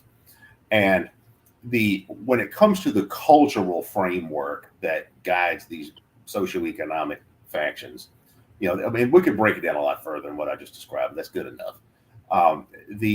It seems like it's more the upper levels of capital and those that are connected to these international organizations that are trying to create a more progressive face for the ruling class and for the state. You see, for example, Bezos represents new capital. Something like Vivek represents that as well. He's like the right wing of that. But you see these factions of new capital or the super elite that I think promote themselves as being environmentally conscious, as being socially conscious. They're about social justice or whatever in a way that is their new ideological superstructure. Now that some of these old pieties like faith, family, and flag, now that kind of stuff is starting to become less popular in a wider cultural sense, and is breaking down in different societies where that kind of older social conservatism is declining in influence. And in the United States, it seems like it's more the lower levels of capital, as well as more traditional, more conservative social groups that are shrinking demographically. Those tend to be the ones that buy into all this stuff, like what Jeremiah was talking about we're being overrun by immigrants carrying fentanyl and all that kind of stuff. The kind of rhetoric you hear from Fox News or whatever that's coming from. So, but it seems to me that the ruling class is layered and also divided up into these different sectional groups. And a lot of this conservative anti-woke stuff strikes me as more parochial, more regional, more localized, more within the lower strata of the ruling class, more petty bourgeois. And the petty bourgeois has always been notoriously reactionary. That's why the Marxists hated them so much. Mm-hmm. But whereas the more upper strata, like your urban, cosmopolitan, upwardly mobile, professional class type people, they tend to be more, I guess, they pride themselves on one hand on being multicultural and progressive and all that kind of stuff. You can say, well, they're still classist, they're still elitist, and they are. I know a lot of these people, they are. But it's also the question of what kind of social forces are rising, what kind are declining, what is the pushback against that? Like, I think one thing I always thought would happen is that as the social groups, the demographic and social and other cultural groups that make up the base of the right, broadly defined, as those continue to shrink in size and as generational and cultural change increasingly left those people behind, they would become more militant in their opposition to the wider society. And we see that happening not just in the United States with stuff like these MAGA people and all that, or QAnon and all that kind of stuff, or this immigration stuff like he was talking about. But we see the same thing happening in other countries. We see like Thomas Piketty did a French economist, Thomas Piketty, he's on the left. He did a study a couple of years ago about class voting patterns in 22 Western industrialized democracy. And what he noticed is that the folks who vote for the left parties tend to be what he calls the Brahmin left. And by the Brahmin is like a play on the Hindu term, but it means the class of technocrats, intellectuals, scholars, professional people. Like increasingly those sectors are moving leftward, whereas it's still the traditional working class that tends to vote either for the social democratic parties on one hand or for the right-wing populist parties. And increasingly the center-right, business class, medium-sized business class, and the conservative sectors of the traditional working class are moving in the same direction. I was asking people I know about that from, like a friend of mine from Germany. He was saying, in Germany, you see that all the time. It's the German equivalent of the woke people who vote for the Green Party, but they tend to be more professional class people. They tend to be more upper middle class people. They're not poor people. And I was asking someone I know in Australia about that. And they said exactly the same thing. You see the same patterns there. So I think it represents a cultural shift. I think because as we see, for example, society becoming more integrated along the lines of, say, race, ethnicity, gender, sexual orientation, all these kinds of things, we see more upwardly mobile people from those communities. We also see a new generation coming along of whatever race or religion or gender or whatever. That generation tends to be more, let's say, liberal or cosmopolitan, perhaps might be a better term. And those sectors in society appear to be more upwardly mobile. They tend to be growing over time, becoming more entrenched, more institutionalized. And along with that, they're bringing these, progressive or quasi-progressive ideas with them, but they're institutionalizing them within the context of pre-existing institutions like the corporate infrastructure or like the state itself, or like even the military, or like all the financial institutions, or all of this kind of thing. Whereas you're more, your stereotypical gas station owner who's grousing about dirty Mexicans or whatever. Somebody like that is more concentrated in the petty bourgeoisie, and it seems to represent more lower strata of capital, lower strata of the ruling class, and also demographic groups that are shrinking in size. Now that doesn't mean they're irrelevant, because like you can also see pushbacks by reaction at times as well. Like, in fact, one of Marx's classic works on that is the 18th Brumaire of Louis Bonaparte, where he talks about Louis Napoleon Bonaparte, and then the pushback against the revolutions of 1848 that came out of that. And in a less dramatic way, we've seen plenty of other things. Like in the 80s, we saw the Reagan era and the religious right emerge in opposition to the cultural changes from the 60s and 70s. But I tend to be more big picture with this, and that's where I get into the analysis of some of this woke, anti-woke stuff in terms of where all that relates to wider divisions in the ruling class and demographic, cultural, and generational changes that are taking place over time. Okay, but at the same time, like, our allies are still most suited to the recognizing systemic injustice thing. Like, also there's still the message up on screen, Kareem. I don't know if you wanted that, but the general vibe is like, I'm not contesting that there aren't people at the wrong sort of motive and using anti-woke precepts for the wrong things. I'm not calling them all perfect angels. What I am saying is that unless we're willing to work with those people, we kind of lose by default, because the woke mentality has always been to look at the systemic undercurrents. That's the reason the anti-woke people hate critical theory. It's not because it's wrong. It's not even because it's being taught in kids' schools. It's not. Critical theory is like a very niche college thing. It's like, it's not being taught to K-12. But they claim it is.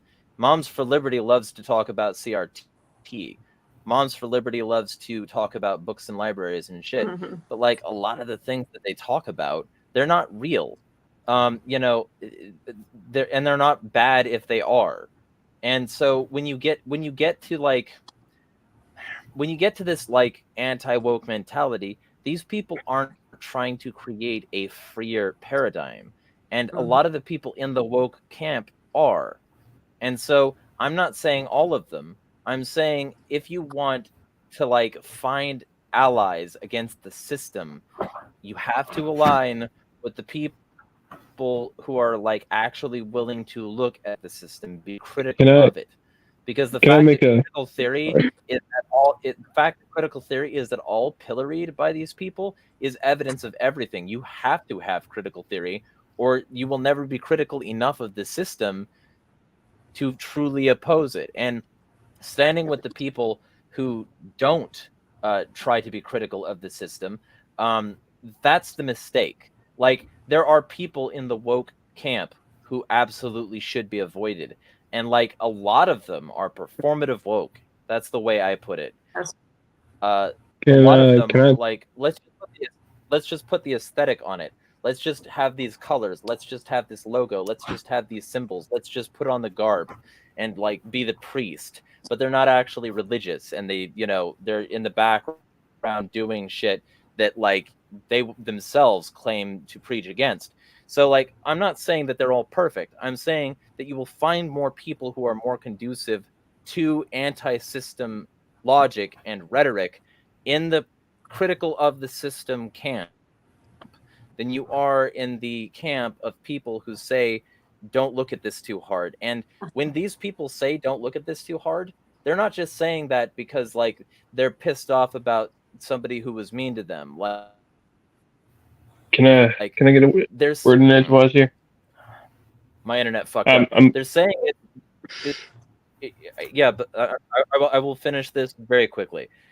They're saying it because they fundamentally disagree with these people's assessment of systemic injustice. And that's like a thing that they constantly argue against. There is no racism. There is no transgenocide. There is no anything. They'll just say there is no, and that's their thesis statement. And they will continue by reifying their thesis statement and ignoring what the other person is saying, or pretending that they're wrong when they're not, or actively fascistly committing fallacies against them. Like, what I'm saying is that we need to oppose the people opposing the critical people of the system if we also want to oppose the system. That's my point. Right. No, I mean, I've said before, like, they are guys, I gotta go to sleep here in a minute. Can I just say one thing and then I'm gonna cut the call for myself? I feel like the focus on what one side does wrong over the other side is the exact practice that the state that is holding both sides of these puppet fights wants you to believe. There are bad people on both sides. There are people with good intentions on both sides. And I think that the best way to find allies for anarchism is not to look for people on one side or the other, but to look for people who have been directly harmed by the systems that are doing the harming, whether that be a man who was put in jail for his guns or someone who was beaten up by cops because he looked too androgynous. That's all I wanted to say. Good night, guys. I can't. About to pass out. Yeah, I'm Good night, guys. As well, but be well. Thank you.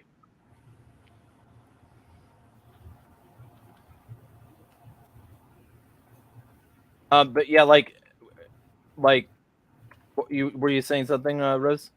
Oh, not really. I was just complaining that, like, I've said this before. Like, I feel like, you know, in some ways, a lot of the libertarian groups I'm in are alienating a ton of people who could be very good allies by aligning themselves with conservative groups or by embracing the anti-woke bullshit.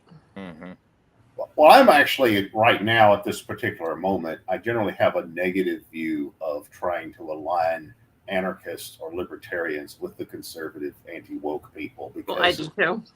I think that the issue is that the whole anti-woke thing has become a cottage industry unto itself. You know, it's kind of like, you know, I would not say that is representative of majority culture or the dominant ruling class factions, but it is a large enough subculture and a large enough industry into itself, or oppositional culture or whatever, that it's, you know, you're not really challenging the what, you know, you're not challenging institutional power by being anti-woke and hammering that as like your central area of focus. Like a lot of the more right-leaning libertarians, it seems like they've really tried to get in on that milieu where it's like, well, the anti-woke is just going to be our brand. You know, it's like, I look at it like, whatever you think about the whole woke thing, there's enough people doing that are in on the anti-woke, you know, party line or whatever now, that it's like, why do you need a few more people doing that? You know, it's like,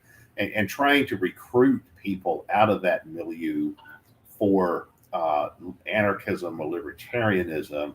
I don't know why they would be any more receptive to that message than plenty of other people. Like in my own experience, like I've been involved, you know, in activism of different types. I'm not as much an activist now as I once was, but you know, I know when I started out, you know, I think like in the 80s, I tended to be aligned with the far left, you know, and back then that meant like the remnants of the anti-Vietnam War movement and the people opposing the war in Central America and all of that kind of stuff.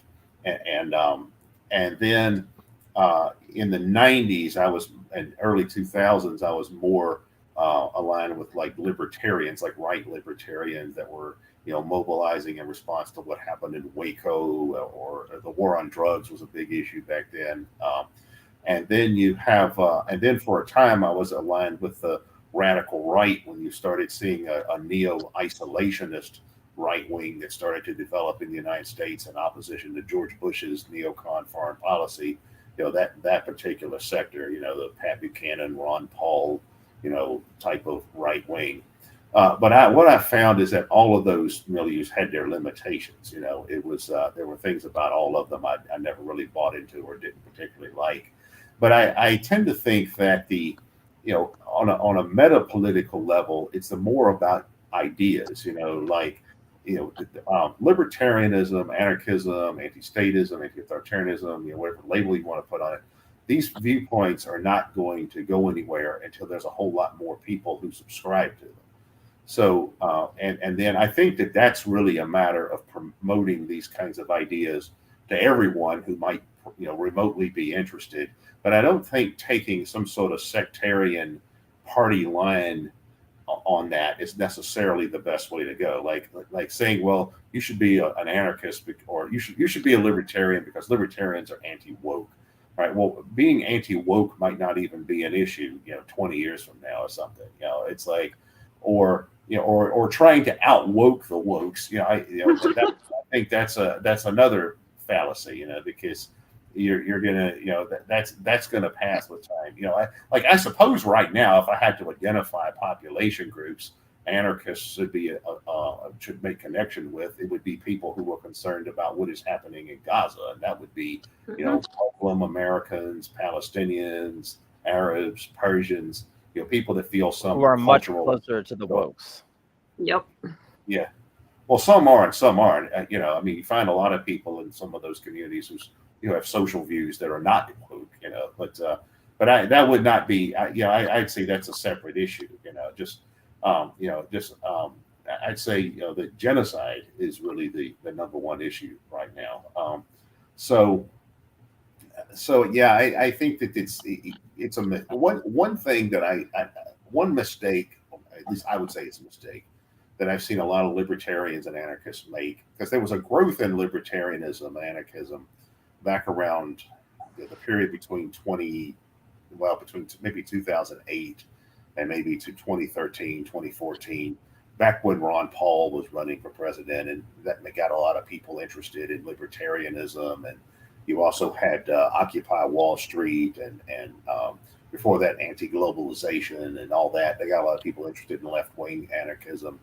But it looked like a lot of that kind of stuff faded over time and kind of drifted off into these culture war factions, where they just where it's like you were no longer being defined as a libertarian. You were an anti-woke libertarian, or you were no longer just an anarchist. You were an Antifa. You were against the right. Just you're defining yourself totally, solely or primarily in the sense of just being against the right, rather than being against the system, the ruling class, the state, whatever. And it seems like painting yourself off into these corners is not really a good plan. I think it's more about trying to create a whole new meta paradigm, and you can try to interest all kinds of people in your new meta paradigm, irrespective of what their cultural background is, their religion, their ethnicity, what issues they personally think are most important. There's always limits to that, of course. There's limits to that, but it's so I don't know that libertarians, anarchists, whatever, need to be in any of these camps solely. It's more about work with them on issues where you agree with them, and where you don't agree with them, then ignore them. Right. Like I said, somebody asked me recently. They said, "Why do you hate pro-Israel people so much?" And I'm like, "Well, I'm not going to work with them on any foreign policy issues. If they want to join a group that's for, say, drug decriminalization, that's fine, because that's not a foreign policy issue, But it's but I tend to take that kind of approach, this kind of more pragmatic, step by step, piece by piece approach. But at the same time, that's what I'm saying. Like, if you work with the anti-woke people, they platform themselves on a platform of ignoring the systemic injustice or pretending it doesn't exist. Because they literally, their entire platform relies on saying you're wrong about these systemic injustices. And if they identify as anti-woke, what they're going to do by nature is oppose the wokes, even when the wokes are right about the thing they're awake to. When the wokes are accurately describing a certain part of the bad paradigm, we need to stand with them.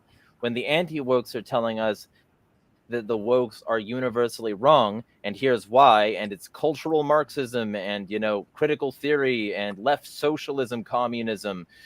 No, it's not. And in fact, even if it was, if they're right, then that's when you, like, you know, humble yourself. As Jesus would say, you become slow to speak and slow to your anger, a thing most of these anti-woke people are not capable of doing or willing to do. These anti-woke people are so often aligning themselves with the Bible they have not read and will not follow. But like when it comes down to it, the wokes are the ones criticizing the system. The wokes are the ones doing that at all, and the anti-wokes are telling them not to. If you say that you're going to, like, instead of standing with any group, stand with like the each group on the merits of their points. If the anti-wokes are solely bent on their camp of saying don't be woke, then they're saying don't criticize any parts of these systemic things on a systemic injustice level, and we can't work with both the anti-wokes and also the wokes. And so if we have to choose one of the sides, the only one that even remotely potentially serves liberty is the woke side. And with that side, you can find a whole lot of people with a whole lot of issues that you can work directly with to advance liberty, to oppose the structure, to oppose the state. For instance, arming trans people and black people. For instance, not forming laws against gender reassignment. For instance, not forming a culture where books are banned and burned.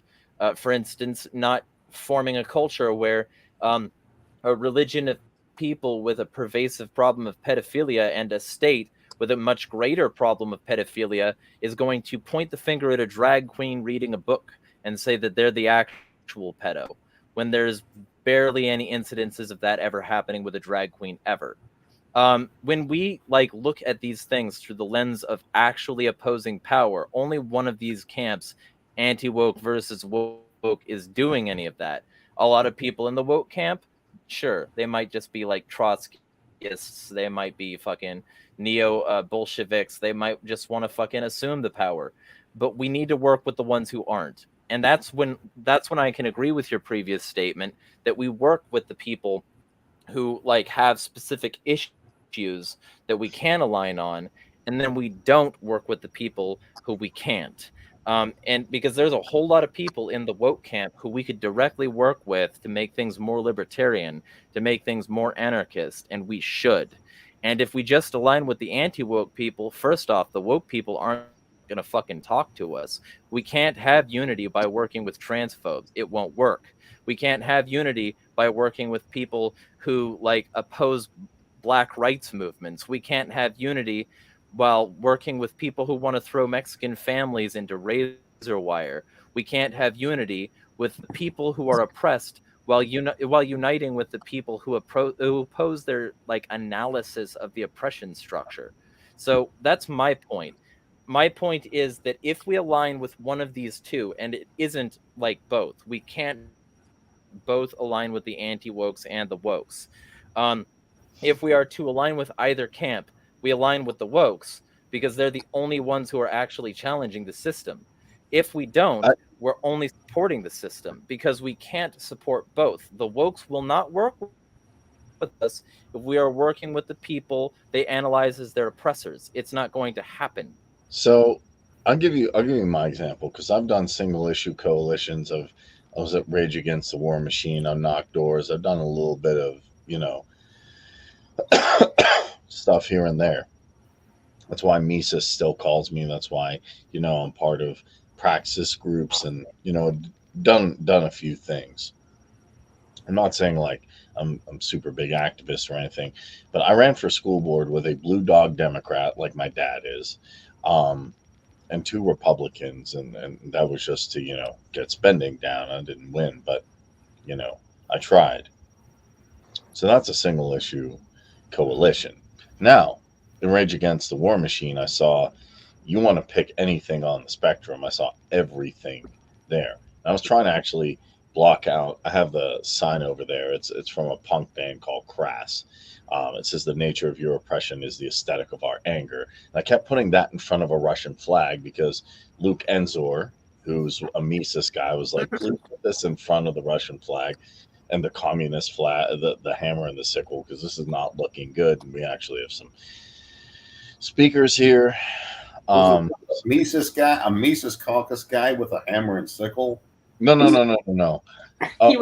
So my friend Luke Enzor is a Mises caucus guy. He's pretty high up. He's on platform committee. I'm on it too. He's on the platform committee. He's like right below. If you want to think of it like Heisen and Angela, or like here, Luke is right here. And I go over and I'm like, Luke, what's up, man? You know, taxation stuff. He's like, Kareem, you have a sign. I'm like, yeah, it's from a British punk band called Crass. And a few people actually didn't know who it was. And he said, there's a guy with a Russian flag who keeps waving this in front of like Max Blumenthal or Tulsi Gabbard, or Ron Paul, you know, the thing. And I'm like, man, that is annoying. He's like, put the sign in front of them. I'm like, fine. You think the guy was a plant? The guy with the Russian flag? You think he was a plant? Yeah, because they sounded like feds, but yeah, probably. Regardless of what they were, I don't think. No, wait. He wasn't a plant though. These people, like Rage Against the War Machine, was a tanky rally with no, it wasn't. Some it was libertarians attending. No, it was co-organized. That's why the Rage Against the War Machine rally had like Scott Ritter on board even after a bunch of people called him out as a convicted child predator. Let me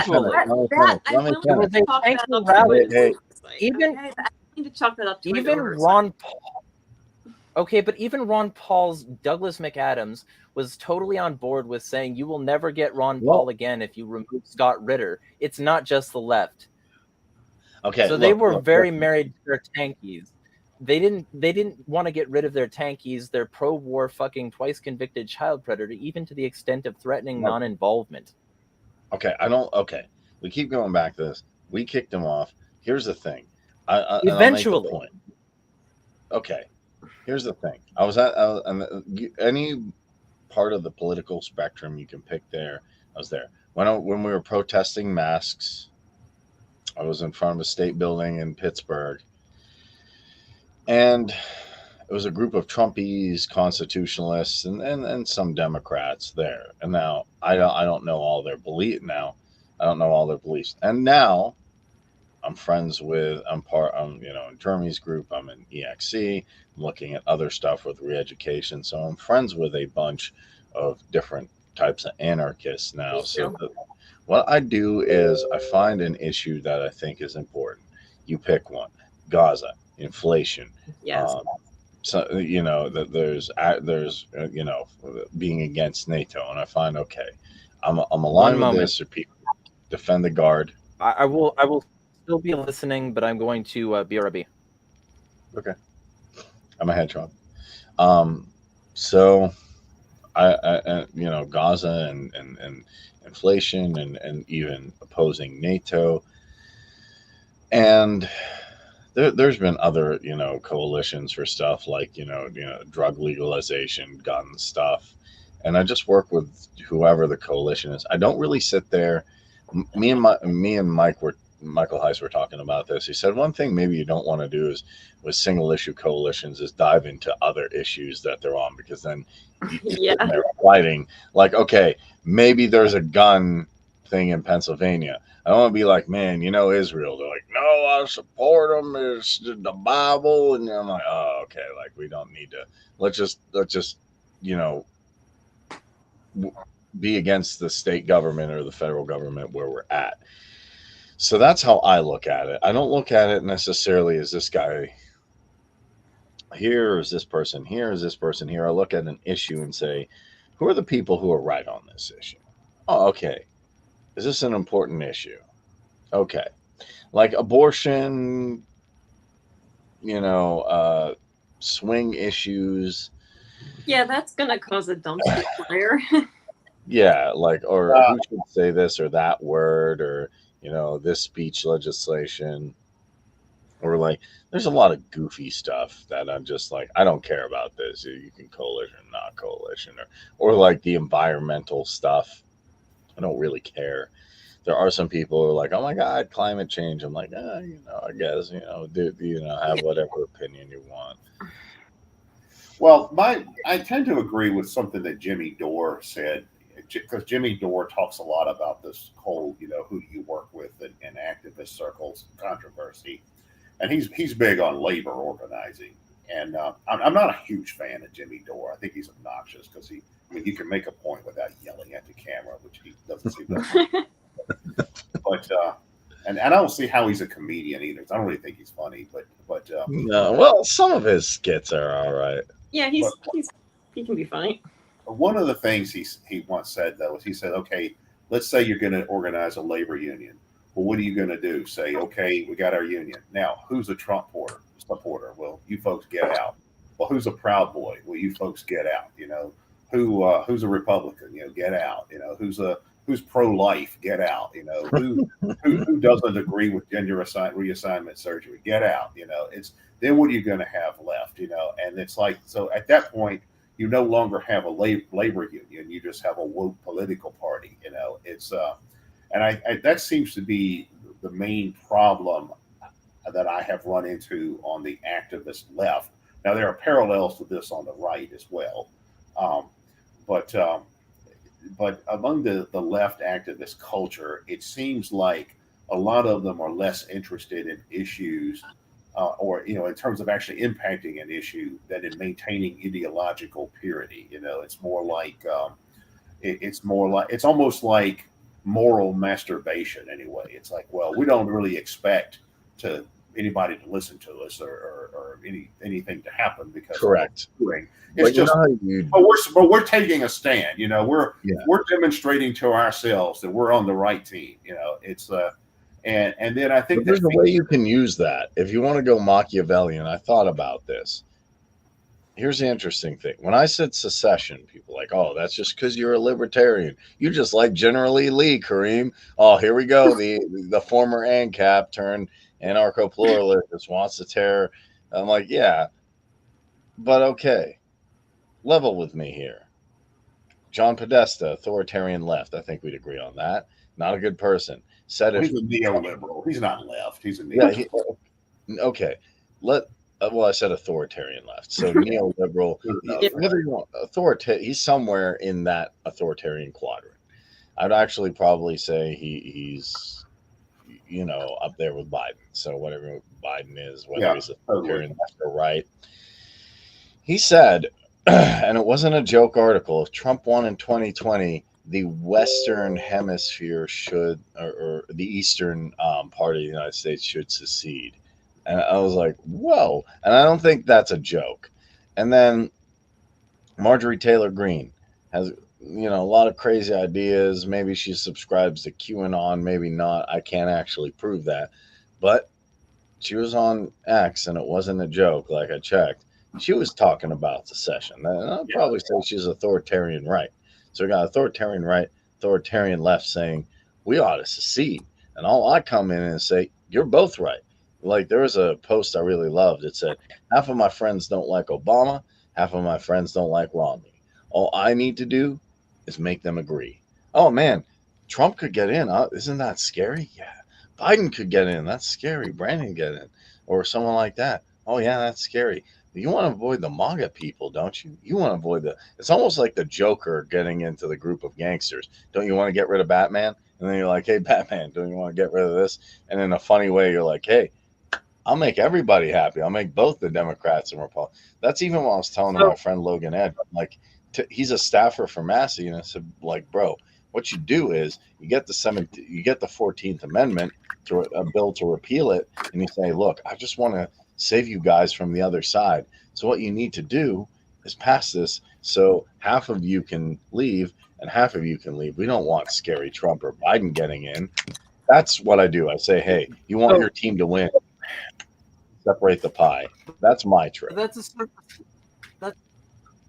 surface level thing though. Like, okay, so I'm trying to destroy. There's somebody in chat right now. That person in chat here. All right, you like badgers. You're talking about liking badgers a lot. Okay, so I want to coalition with badgers. I'm going to try to get badgers on board with my position. Um, and I'm going to say that you don't have to agree with us on everything, as long as you agree with us on certain things. So the badgers say, sure. What do you want? Uh, well, also badgers are pedophiles. Also, badgers are like are totalitarians. Badgers are murderers. Badgers are trafficking drugs. Badgers are suddenly the badgers are not going to feel like they want to work with me. It's so there's that one element of it where it's like, yeah, there's that one element of it where it's like, yeah, maybe if you just point at all these people and say you have to leave, it'll like turn into a fucking circle jerk. But also, there are certain people who would tell you have to leave, or who would treat you like absolute dog while you're there. Nobody should have to stick around while they're being called a pedophile when they aren't one. Well, And you know, so many people on the right are willing to do that. okay. And the fact, and this is just one of the many this is just one of the many ways that people on the right demonize the woke. They claim the woke are pedos. I cited a bunch of sources earlier, and simultaneously, while Jimmy Dore is making points like, about this, you get out, you get out, you get out thing, he's also being the one hosting routinely Scott Ritter, an actual pedophile, while calling LGBT people pedophiles on his show.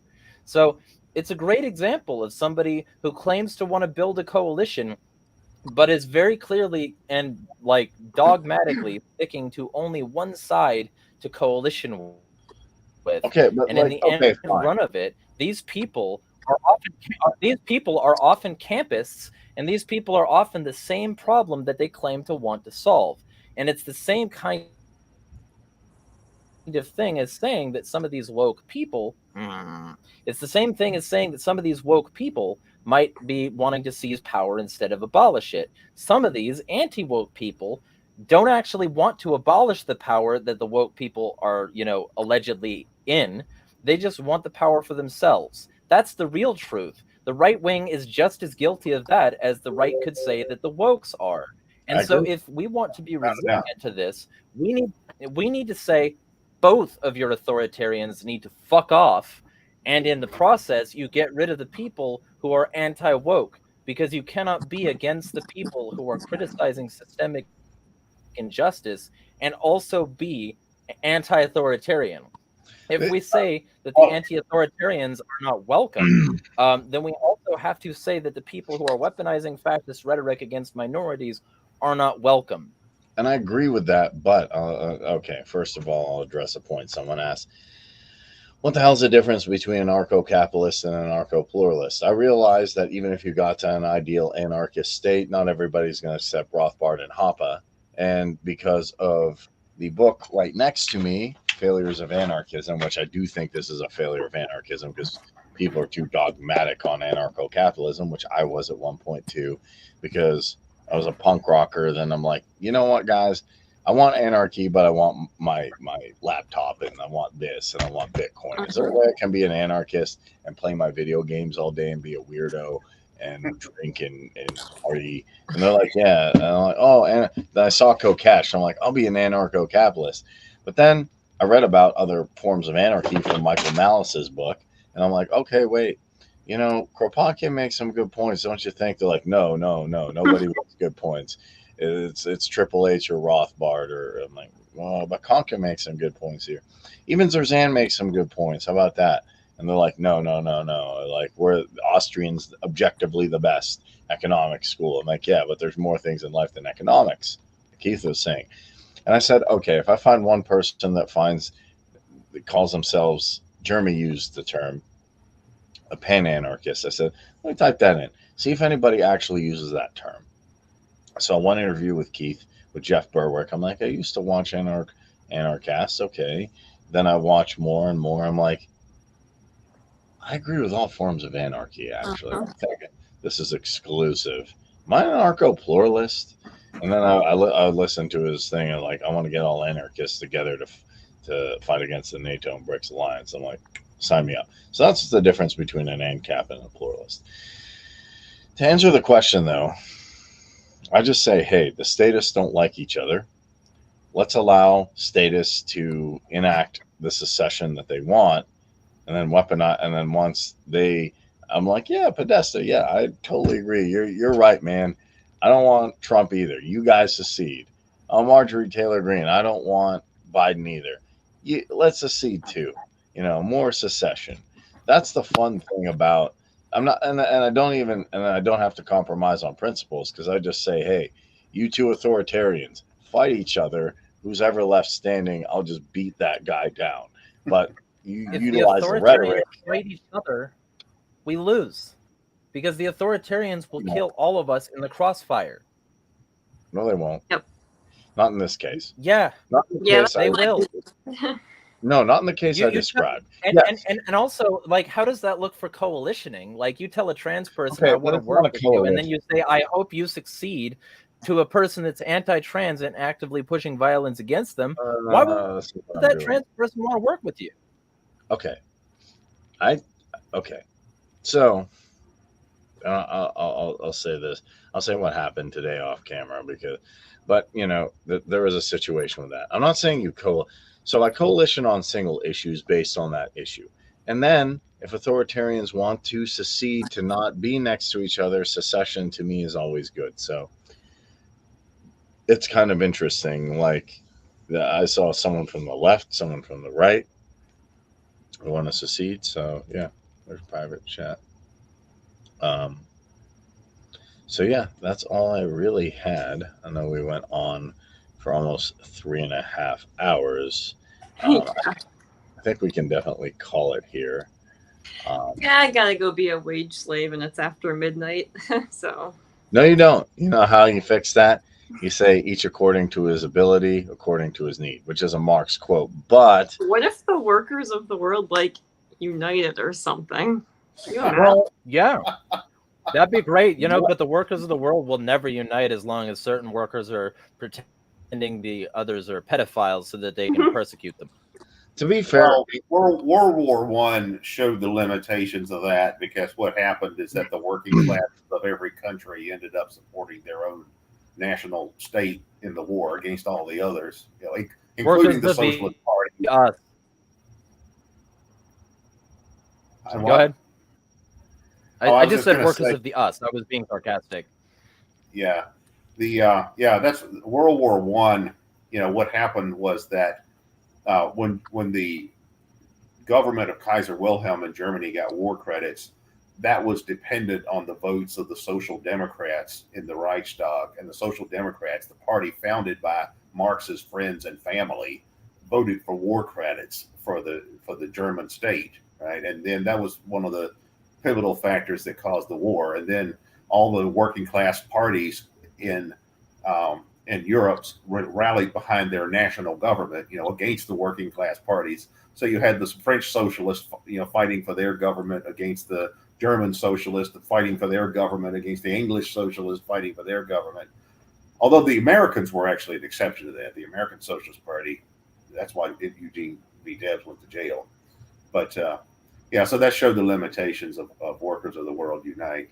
In fact, that's one of the things that contributed to the growth of fascism, as well as to what we call cultural Marxism, because Mussolini was a former socialist who believed that the working class did not have revolutionary potential. He thought that, they failed to carry out a revolution even in the face of World War I. But what really motivates them is nationalism. So what we need is a national socialist revolution. So that's kind of how fascism got started.